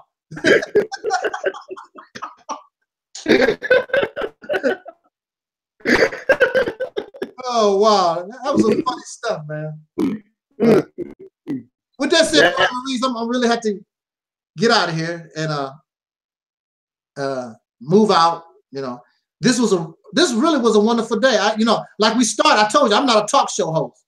Right. I don't know what to talk about. We just come on here and just talking. You know, I don't have no questions. I did take a few notes on my little piece of paper. Really didn't need it because I didn't have too much to say. Just talk from the top of my head. You know, whatever. Just bring it. Just roll. Yes. Just talk. I would hope that these persons would see this video because this is how we're supposed to act toward one another. This is how we're supposed to act towards one another. I am not an enemy to the Nation of Islam. I am not an enemy to Brother Louis Farrakhan. Because again, and I'm going to say this more because I guess some folks just don't get it. If it was not for him, I would not be here. That's right. That's just the bottom line. It was his example. He was a strong man to me when I was young. Yes. You know, I saw, you know, I was standing right next to him in many occasions when he had to deal with some of these suckers. We was at Washington University, and this old she lady, she was a bunch of mess.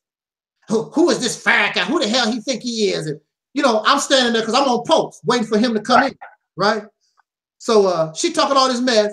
Soon as he come in, you all say, "How you doing, sir?" Hey, I said, like, look, I said, you sheep beast, yeah, you was just talking to me. Tell me what's up with this dude and whatever. Now, as soon as he walk in the room, how you doing? Is everything all right? But she had me there alone.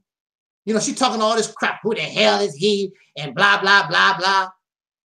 As soon as the man made an appearance, her whole attitude changed. See? And that's the way it should be. You can say whatever the hell that you want to, believe me. When you are respectful like that, gain that type of respect, that's how it is. They can say anything that they want to. When they meet you in person, it's a whole different ball game. You know, I ask people to come to my Google Hangout Live just like you. And some of them have, and their whole attitude changed when they come here. Right. It's different when you deal with people one-on-one, face-to-face. Exactly. Exactly. They want to be angry and silly. You know, they stay hiding behind a picture or whatever. You can come and be on my forum anytime, right? Send me an email, whatever. You know, I really don't like faceless people, but you know, you stay civil and cool and calm. I'll talk to you. I'm not afraid of you. That's right. I don't know why some people are afraid of me. I've asked Seti. I sent emails to Seti and young Pharaoh and Sarnetta, all these guys. Tommy Sotomayor, whatever his name is. Don't get no response from. I mean, Brother Maurice, do my breath stink? No, sir. You know what's up? Why are these guys scared to come? Just talking as brothers, or are you afraid that you will be exposed as the fake you are? Because you come here, you're gonna be real. Exactly. I'm gonna question you. If you said something, I question, you're gonna get questioned. Exactly. That's just the bottom line. Exactly. Exactly. I'm not gonna bite you. Well, you see, you ain't big enough for me. Yeah, I deal with bigger. You know, I'm a popular guy. Mm-hmm. I'm popular enough that 100 of my channels been torn down. Go ahead, say that. You know, I'm popular enough for that. Exactly. So, you know, I don't know what y'all talking about. Most people, I've been here on YouTube for 10 years. Mm. And you know, a lot of folks is familiar with me. I was here before Sonetta and Young Pharaoh and all these guys. Mm-hmm. So, you know, people familiar with me. They know that my channels was just tore down and I got to build up, then they tear me down again. They know what the deal is. Sonetta know who I am. Sadie know who I am. All these cats know who the hell I am. I'm just your brother. I'm not looking for trouble. That's right. But I'm not going to let you pussyfoot, you know, like I told you. Sadie, if you got a program, let's hear it. I want to see what you got. Exactly. I would like to follow you, sir. Exactly. You know, exactly. You know what to do. What kind of channel are you, man? Come on, bro. Exactly. Let's roll with the ones who at least have an idea of what they want to do. Exactly. You don't have them. The only thing you want to do is be a scholar and a teacher. Exactly. Liberation, that's not going to liberate and free up people, being a scholar and a teacher. Because the cracker don't give a damn about Kemet. You can believe that. That's right. He don't care nothing about it. He care about those, like I said, them niggas talking about taking over the state of Mississippi. Now, see, hey, now he's worried. And look how they gonna do it. Exactly. Simple. Just move there. Exactly. That's the way the Mormons did Utah. Just a whole bunch of Mormons. They created and started the state of Utah. And they go to Utah. And you'll see they run everything. They influence everything in the state of Utah. So next time, 2030, we take over Mississippi. When you go there, you know, like damn, the Negroes. go to the McDonald's drive-thru, it's on rap mode. You know, you know what I'm saying? Because it's us. We done took it over. Exactly. And I think Mississippi, Alabama, and Georgia, I think that's good for a start. Oh, most definitely. Most definitely. Yeah, I think that's good for a start. Exactly. And we're gonna and then you don't have the influence. We don't have to worry about racism because basically everybody's gonna be dark skinned. You have to worry about racial profiling and all this nonsense. We can concentrate on education and developing and improving ourselves. Exactly. Because you don't have all this other garbage that you have to worry about. And there is no ceiling. That's right. The sky's the limit. That's right.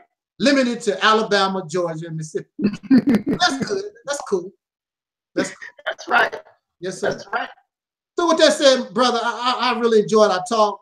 And I'm going to put this on another of my channels and of course, share it. And I'll probably put it on DVD. I can't do it now. I don't have the time. But I'm going to put it on DVD and take it with me. And yeah, this really was a wonderful conversation. Hey, Sister Pamela in the chat room. How you doing, sister? She's proud of us. Please be to life. I'm proud too, because really, I'm telling you, I didn't know how this was going to turn out. I'm like, I hope by the text messages, and I talked to you on the phone. Yes. Like, okay, I said, because the only thing in my memory was, you know, back in the day. I'm like, oh. You know, so.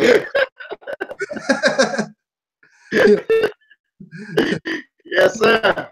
Yes, sir. The brother has grown up. Yes, sir.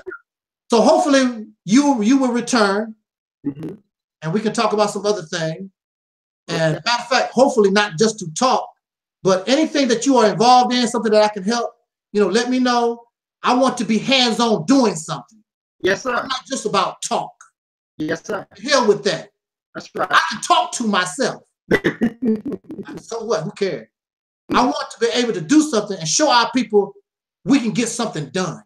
Exactly. And it's tangible. Exactly. You can feel it, you can touch it, you can smell it. That's right. So, that's right. You know, hey, that's what I'm about. I'm not just about sitting around here talking. Anybody can talk. Yes. See, there was when I was in the FOI back in the day, we didn't do so much talking. We was actually hands-on. Well, I know I was. Mm-hmm. You know, that's why I always had guns to my head. Nigga, who the hell you? I'm telling you, man. I don't know if you sure I wasn't crazy?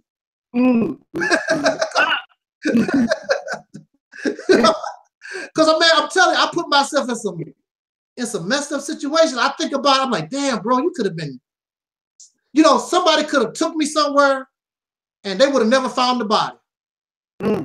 For real, you know. But I was just so fired up about the teacher, and I wanted everybody to change, and I knew this was the program. I was just fired up, man. Yeah. So fired up. You know, they called me Baby Farrakhan back in the day. They did. Me and my uncle, we used to practice the search, and we would use a straight pen and put it in our suit and see if we could find that straight pen in the suit. Because the key to the search is your fingertips. Feel it with your finger, not your hand. You feel it with the tip of the most sensitive part of your hand is your fingertips. And you go down the sleeve and you go down the liners of that jacket and you feeling for the end of that pen, that straight pen. That's how we used to practice searching. We were some bad boys. I done took baby guns and pens and all kinds of stuff from folks. And I wasn't nothing to play with. I only weighed $150. I'll throw the hell out of you. I hurt you really bad, man. I'm telling you. It was, the whole thing was not a joke to me. I took it very serious. And at that time, we had Brother Anthony and some other brothers that was really into martial arts. They wasn't playing. They were showing us we could hurt you for real. Right. No game. You know, so, and if y'all don't want to catch me on the street, if you're gonna put up on me, you might have to think about it. I ain't lost it now. I'm a little old and getting senile, but I'm still, you know, I don't think you want to mess with me like that. All right, Brother Maurice, we out of here. And yes, sir. like, sir, we're gonna schedule it for you to come back again. And I really enjoyed our conversation. Thank you, Sister Pamela K. Mohammed in the chat room, and everybody else in the chat room. Those who are listening, thank you very much. I'm pretty sure that y'all came here. Ain't nothing but love here, right? That's right. So this Sunday, if you didn't get love nowhere else, you got love here. That's right. Yes, sir. That's right. With that said, as Don Cornelius always said, important, he always told us, I wish us love, peace, and soul. And we're going off there, brother. Yes, sir.